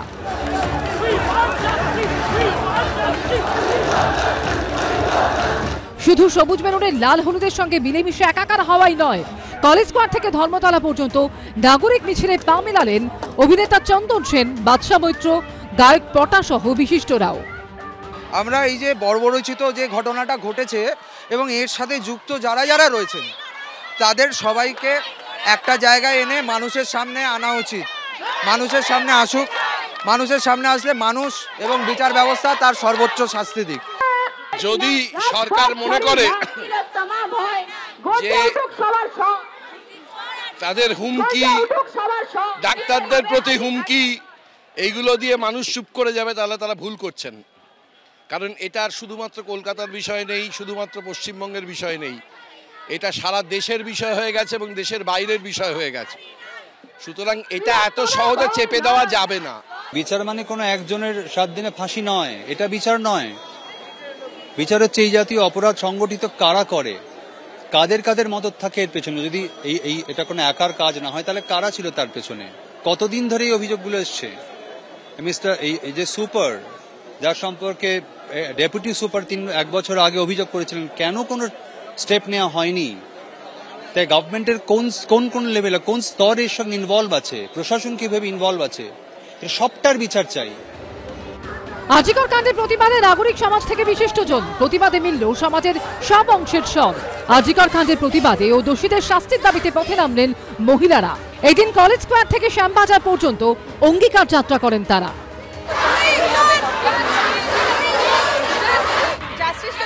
হবে, তার কারণ মানুষ খেপে গেছে। এটা অনেকটা সহ্যের সীমা ছাড়িয়ে যাচ্ছে। 9 তারিখে ঘটনা ঘটেছে, আজকে 29 তারিখ, 21 দিন পেরিয়ে 3 সপ্তাহ পেরিয়ে গেছে। আজকে এমন একটা জায়গায় দাঁড়িয়েছে যেখানে দেখা যাচ্ছে দোষীদেরকে আড়াল করার চেষ্টা করা হচ্ছে, সত্যকে ধামাচাপা দেওয়ার চেষ্টা করা হচ্ছে। সুতরাং মানুষ খেপে গেছে, মানুষ জানতে চাইছে সত্যিটা কি। আজকে যাত্রা সেই জন্য, আমরা জাস্টিস চাই। শিয়ালদা থেকে কলেজ স্ট্রিট পর্যন্ত নাগরিক দ্রোহ করে নাগরিক সমাজ। বিভিন্ন রকম সামাজিক সাংস্কৃতিক পরিবেশ আন্দোলনের সংগঠকরা মিলে আমরা আজকে বিদ্রোহী কবি নজরুল ইসলামের প্রয়াণ দিবসে আমরা আরজিকর কাণ্ড সহ যাবতীয় সারা ভারতবর্ষে যেরকমভাবে নারী নির্যাতনের ঘটনা ঘটছে তার ন্যায় বিচারের দাবিতে এবং তার পাশাপাশি সামাজিক ন্যায়ের দাবিতে আজকে এই নাগরিক দ্রোহ নাম দিয়ে আজকের এই মিছিলের ডাক দিয়েছে। হেদুয়ায় বেথুন কলেজের সামনে থেকে শ্যামবাজার পর্যন্ত মিছিল করে পশ্চিমবঙ্গ রাজ্য সরকারি পেনশনার্স সমিতি।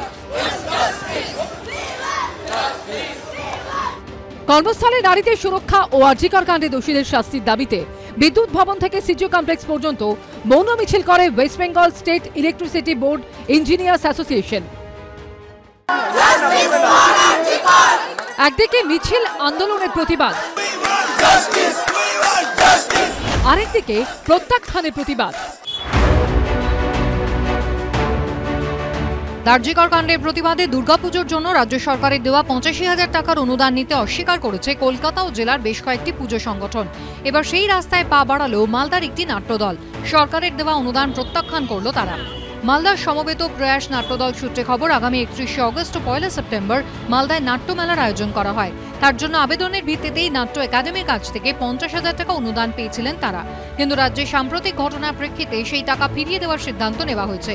স্থগিত রাখা হয়েছে নাট্যমেলা। আরজিকরের ঘটনা যেভাবে ঘটেছে, সরকারি প্রশাসনের যে ব্যর্থতা, অপদার্থতা, প্রশ্রয় দেওয়া, তার ফলেই এই ঘটনা ঘটেছে আমরা মনে করি। এই ঘটনায় বর্তমান রাজ্য সরকারের যে ভূমিকা, দোষীদের আড়াল করার জন্য নানা রকম চক্রান্ত অত্যন্ত নিন্দনীয় এবং ধিক্কারযোগ্য। এই সামগ্রিক ঘটনায় সরকারের যে অবস্থান, তাকে নিন্দা জানিয়ে তার প্রতিবাদে আমরা সেই 50,000 টাকা নাট্য একাডেমিতে ফেরত পাঠিয়ে দেব, প্রতিবাদের স্মারক হিসেবে, প্রতিবাদের চিহ্ন হিসেবে। যখন সারা দেশে এই ধরনের ঘটনা ঘটে, গতকাল পর্যন্ত উত্তরপ্রদেশে 2 জনকে মেরে ঝুলিয়ে দিয়েছে, আর কেস নিচ্ছে না, আত্মহত্যা বলে চালাচ্ছে, সারা গায়ে নির্যাতনের দাগ, সেগুলো কোনো এদের কাছে বিবেচ্য হয় না। এখন তাদের মনে হচ্ছে তো সরকারি সব অনুদান ফেরত দিন না, তারা একা বিপ্লবী নন, জাস্টিসটা আমরাও চাই। এখানে তো 24 ঘন্টার মধ্যে কলকাতা পুলিশ দোষীকে গ্রেপ্তার করেছে, এখন যান সিবিআইয়ের কাছে বিচার চান, আর টাকা ফেরত দেওয়া নাট্যদলের নাটক। নাট্যদলের দাবি, বুধবার নাট্য একাডেমিকে চিঠি দিয়ে কথা জানিয়ে দেওয়া হয়েছে। মালদার যে নাট্যদলটি তারা যে অনুদান ফেরত দিয়েছে, আমি তাদেরকে তার জন্য স্যালিউট করছি, অভিনন্দন জানাচ্ছি, এবং আমি বলছি এটা কিন্তু একটা রাজনৈতিক পদক্ষেপ, ওটা অরাজনৈতিক নয়। আমি যে কথাগুলো বলছি এগুলো ভরপুর রাজনৈতিক, কিন্তু কোনো দলীয় রাজনীতি নয়। আমার মাথার উপরে কোনো বিরোধী দল বসে নেই বা কোনো শাসক দল বসে নেই, এবং আমার বিশ্বাস মালদায় যে নাট্যদলটি এই সিদ্ধান্তটা নিয়েছে তারা কোনো দলীয় রাজনীতি চাপে পড়ে নেয়নি। তারা একজন শিল্পী হিসেবে স্বাধীন একটা অর্গানাইজেশন সিদ্ধান্তটা নিয়েছে। এই পার্থক্যটা বুঝতে হবে। পুজো আসছে, বছর ঘুরে ঘরে আসছে উমা। এই আবহে আরজিকর হাসপাতালে মহিলা চিকিৎসকের ধর্ষণ ও খুনের বিচার চেয়ে দিকে দিকে উঠেছে প্রতিবাদের ঝড়। প্রতিবাদে দুর্গাপুজোয় সরকারি অনুদান নিতে অস্বীকার করেছে কলকাতা ও জেলার বেশ কয়েকটি ক্লাব। রাজ্য সরকারের দেওয়া সম্মান ফিরিয়ে দেওয়ার সিদ্ধান্ত নিয়েছেন আলিপুরদুয়ারের বিশিষ্ট শিক্ষাবিদ ও সাহিত্যিক পরিমল দে। এরই মধ্যে সরকারি অনুদান প্রত্যাখ্যান করল মালদার সমবেত প্রয়াস। নাট্যদলের তরফে জানানো হয়েছে, নাট্যমেলার পরিবর্তে ইংরেজবাজারের নজরুল সরণিতে 31শে অগস্ট ও 1 সেপ্টেম্বর পথনাটিকা পরিবেশন করবে তারা। আমরা কোনটা চাই, জাস্টিস না ইস্তফা? এক মিনিট, আমরা যদি জাস্টিস চাই তাহলে আমরা দোষীর ফাঁসি চাই, তদন্ত হোক। আর যদি আমরা ইস্তফা চাই তাহলে কোচবিহার থেকে যাই হোক, কোচবিহার থেকে বানতলা ধানতলা, উন্নাও হাতরাস থেকে বিলকিস হয়ে সাক্ষী মালিক, তাহলে কুণালদা একটাই প্রশ্ন, সেটা হচ্ছে বানতলা, ধানতলা, বেলগাছিয়া, এমনকি বেহালার ছাত্র মৃত্যু, এটা মমতা বন্দ্যোপাধ্যায় ইস্তফা চাননি বিরোধী নেত্রী হিসেবে? প্রত্যেকবার চেয়েছেন, দেখবেন অন ক্যামেরা আছে, প্রত্যেকবার মুখ্যমন্ত্রী এবং কলকাতার ঘটনা হলে সিপির ইস্তফা চেয়েছেন। বড় কথা যেখানে এর আগে বানতলায় ডাক্তার ধর্ষিতা এবং খুন হওয়ার পর মহিলা ডাক্তার চিফ মিনিস্টার বলেছিলেন এরকম তো কতই হয়, আর এখানকার চিফ মিনিস্টার 12 ঘন্টার মধ্যে একজনকে অ্যারেস্ট করে। এখানকার চিফ মিনিস্টার আবার সন্দীপ ঘোষকে প্রমোশন দিয়েছেন, রাইট পোস্টিং দিয়েছেন। সেই সন্দীপ ঘোষকে এখনো সিবিআই অ্যারেস্ট করেনি কেন? কেন অ্যারেস্ট করতে পারেনি? যদি সবাই জানে সন্দীপ ঘোষ পাপী, সিবিআই অ্যারেস্ট করেনি কেন? এখনো 6 দিন ধরে একটা মামাবাড়ি খাওয়া একটা উত্তর দিয়ে দিন। সিবিআই খুব খারাপ, সিবিআই এখনো গ্রেপ্তার করেনি, রোজ জেরা করছে, আপনি যেটা শুরুতেই বললেন। কিন্তু আমার বক্তব্য হচ্ছে সবার আগে সন্দীপ ঘোষকে প্রাইস পোস্টিং না দিয়ে কলকাতা পুলিশ কেন তাকে গ্রেপ্তার করেনি, যেটা সুখেন্দু সরকার জিজ্ঞাসা করেছিলেন, পরে ভয় পেয়ে ডিলিট করে দিয়েছেন। সুখেন্দু সরকার হয়তো এটাই জিজ্ঞেস করেছিলেন, আমি করিনি। জিজ্ঞেস করছেন তৃণমূলের সাংসদ, জিজ্ঞেস করেছেন অধুনা এক সেকেন্ড, অধুনা অপসারিত, প্লিজ, অধুনা অপসারিত, আপনি উত্তরপ্রদেশ যান, আমি আপনাকে নিয়ে যাচ্ছি,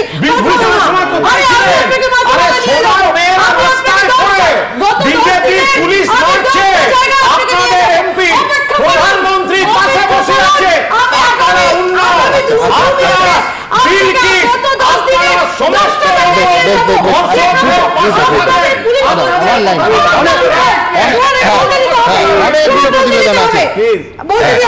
আমরা একটা 2022 সালে যার কথা আমি এক্ষুনি বললাম, অধুনা অপসারিত তৃণমূলের মুখপাত্র, তৃণমূলের প্রাক্তন সাংসদ শান্তনু সেন লোকসভায় জিজ্ঞাসা করেছিলেন যে সিবিআই এর সাকসেস রেট কত 2022 সালে। তখন উত্তর এসেছিল সংসদ থেকেই, সিবিআই সাকসেস রেট হচ্ছে 74.5%, অনেকখানি। কলকাতা পুলিশের এই মুহূর্তে সাকসেস রেট কত কুণাল বাবু বলতে পারবেন? আমি উত্তরটা দিয়ে দিচ্ছি। তার আগে উনি অনেকে উন্নাও হাতরাস ঘুরলেন, আমি অত দূরে যাচ্ছি না, আমি গত 12 দিনের আপনাকে একটা ছোট্ট একটা ক্রোনোলজি বলছি। 3 তারিখ রানাঘাট ধর্ষণ এবং খুন, 9 তারিখ, আরে আপনি যদি বলতে না দেন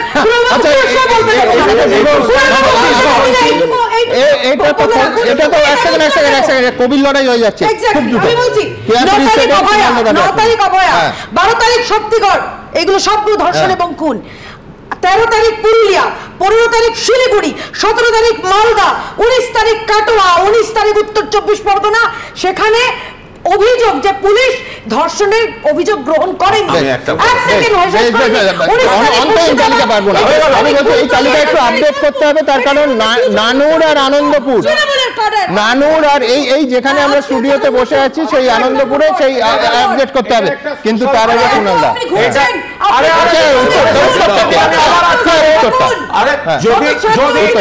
ঠিক আছে, আমরা খারাপকে খারাপ বলছি, সোশ্যাল 16ই আগস্ট উত্তরাখণ্ড, 16ই আগস্ট উত্তরাখণ্ড, 16ই আগস্ট উত্তরপ্রদেশের বালিয়া, 17ই আগস্ট উত্তরপ্রদেশের মোরাদাবাদ, এরপরে করতে করতে আজকে 36 করে দলিত মহিলাকে গণধর্ষণ করা হয়েছে। আমি চলতে দিতে পারি না, আমি দুজনকেই থামালাম, আমি এদিকে যাবো। আচ্ছা, এটা ডেসিবেল লেভেল বাড়িয়ে কুণালদা, হ্যাঁ বলছি যে এটা কি লজ্জার নয়? সেটা রাজ্যের শাসক হতে পারে, কেন্দ্রের শাসক, সমাজের লজ্জা।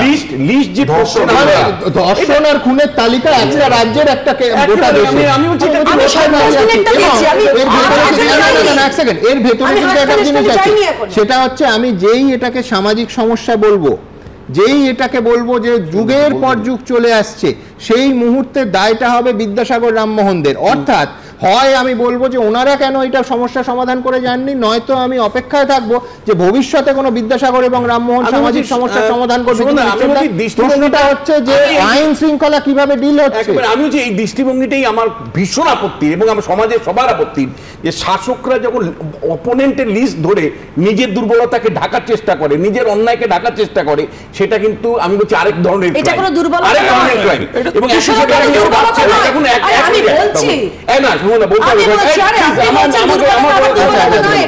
আমি যেটা বলছি যে দেখুন, আজকে কিন্তু সিবিআই কিন্তু সত্যি একটা বিরাট চ্যালেঞ্জ, শুধু নয় আমাদের দেশের মানে খুব গুরুত্বপূর্ণ একটা ভূমিকায় আছে। কেন? কলকাতা হাইকোর্ট তার উপর আস্থা রেখেছে, সুপ্রিম কোর্ট তার উপরে আস্থা রেখেছে। দেশের প্রিমিয়ার ইনস্টিটিউশন মানে তদন্তকারী সংস্থা যদি ফেল করে শেষ পর্যন্ত, যেটা একাধিক কেসে ফেল করেছে, আমি বলছি তাহলে কিন্তু ভারতবর্ষের এন্টার শাসন ব্যবস্থার প্রতি মানুষের আস্থা কমে যাবে। এদিকে এরই মধ্যে আরজিকর কাণ্ডের ছাপ আরো জোরালোভাবে পড়ল মালদা মেডিকেল কলেজেও। মালদা মেডিকেল কোনো আস্থাকুর নয়, আরজিকর মেডিকেলের কাউকে এখানে এনে ফেলা যাবে না, এই দাবিতে আগেই সরব হয়েছেন মালদা মেডিকেল কলেজ হাসপাতালের জুনিয়র ডাক্তাররা। চলছে বিক্ষোভ আন্দোলন। বৃহস্পতিবার কাজে যোগ দিতে গিয়ে জুনিয়র ডাক্তারদের বিক্ষোভের মুখে পড়লেন অরুণাভ দত্ত চৌধুরী, যিনি আরজিকর মেডিকেলের চেস্ট মেডিসিন বিভাগের বিভাগীয় প্রধান ছিলেন। নিহত চিকিৎসকও চেস্ট মেডিসিন বিভাগেরই ছিলেন। এই মুহূর্তে তো ছাত্ররা ওনাকে জয়েন করতে দিতে চাইছে না। সমস্ত আমাদের যারা আন্দোলনকারী যে ছাত্র স্টুডেন্টস, এরা কেউ কিন্তু জয়েন করতে দিতে চাইছে না, তো জয়েন করতে দিতে চাইছি না আমরা।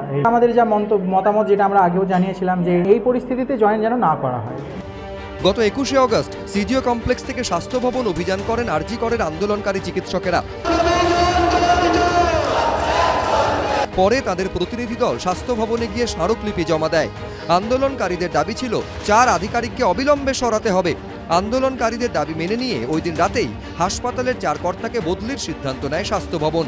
যাদের বদলি করা হয় তাদের মধ্যে অন্যতম চেস্ট মেডিসিন বিভাগের প্রধান অরুণাভ দত্ত চৌধুরী।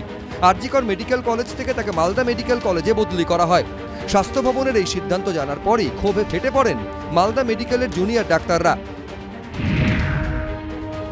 हम उनको यहाँ रखने नहीं देंगे। मालदा मेडिकल कॉलेज कोई डंपिंग ग्राउंड नहीं है कि जो वहाँ का रिजेक्टेड इधर आके हमारा यहाँ का माहौल खराब करे, तो हम उनको इधर आने तो नहीं देंगे। जब आएंगे तो सब लोग एकजुट होकर फाइट करने का कोशिश करेंगे। এই পরিস্থিতিতে এদিন মালদা মেডিকেলে যোগ দিতে যান অরুণাভ দত্ত চৌধুরী। সকালে হাসপাতালে পৌঁছে তিনি প্রিন্সিপালের ঘরে বসেন। তাকে ঘিরে বিক্ষোভ দেখাতে থাকেন জুনিয়র চিকিৎসকেরা। ঘটনা ঘিরে উত্তেজনা দেখা দিলে হাসপাতালে মোতায়েন করা হয় পুলিশ বাহিনী।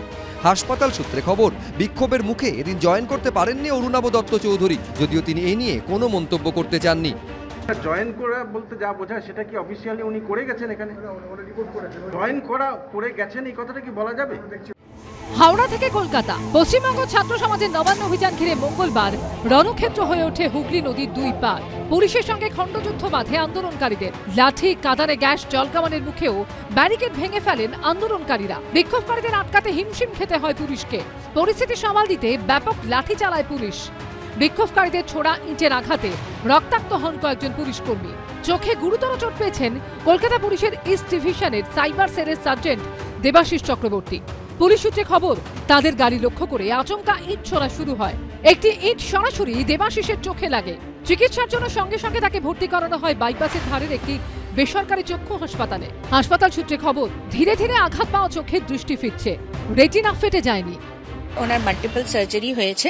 এখন উনি ইনিশিয়ালি গ্র্যাজুয়ালি 2 দিন ধরে ওনার ভিশনটা অনেকটাই এসছে। অনেকটা বলতে ওনার অ্যাকচুয়ালি হ্যান্ড মুভমেন্টসটা বুঝতে পারছেন, যেটা ওনার ছিল না।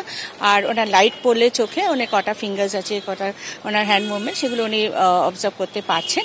আহত পুলিশ অফিসারকে দেখতে হাসপাতালে যান মুখ্য সচিব বিপি গোপালিকা। ওই দিন গুরুতর আহত হন আনন্দপুর থানার হোমগার্ড দেবাশিস কুণ্ডুও। এই দিন তাকে দেখতে বাইপাসের একটি হাসপাতালে যান পরিষদীয় মন্ত্রী শোভনদেব চট্টোপাধ্যায়। এবিপি আনন্দ। নবান্ন অভিযানের দিন পুলিশকে লক্ষ্য করে ইট ছোড়া হয়, এরকমই একাধিক ছবি সামনে এসেছে। ইটের আঘাতেই চোখে আঘাত পান কলকাতা পুলিশের সার্জেন্ট দেবাশিস চক্রবর্তী। এই ঘটনায় দক্ষিণ চব্বিশ পরগনার মহেশতলার 13 নম্বর ওয়ার্ডের বাসিন্দা রিঙ্কু সিং সহ 3 জনকে গ্রেফতার করেছে পুলিশ। রিঙ্কু সিং আমাদের মহিলা মোর্চার একজন কার্যকর্তা, দীর্ঘদিন ধরে বিজেপিটা করছে।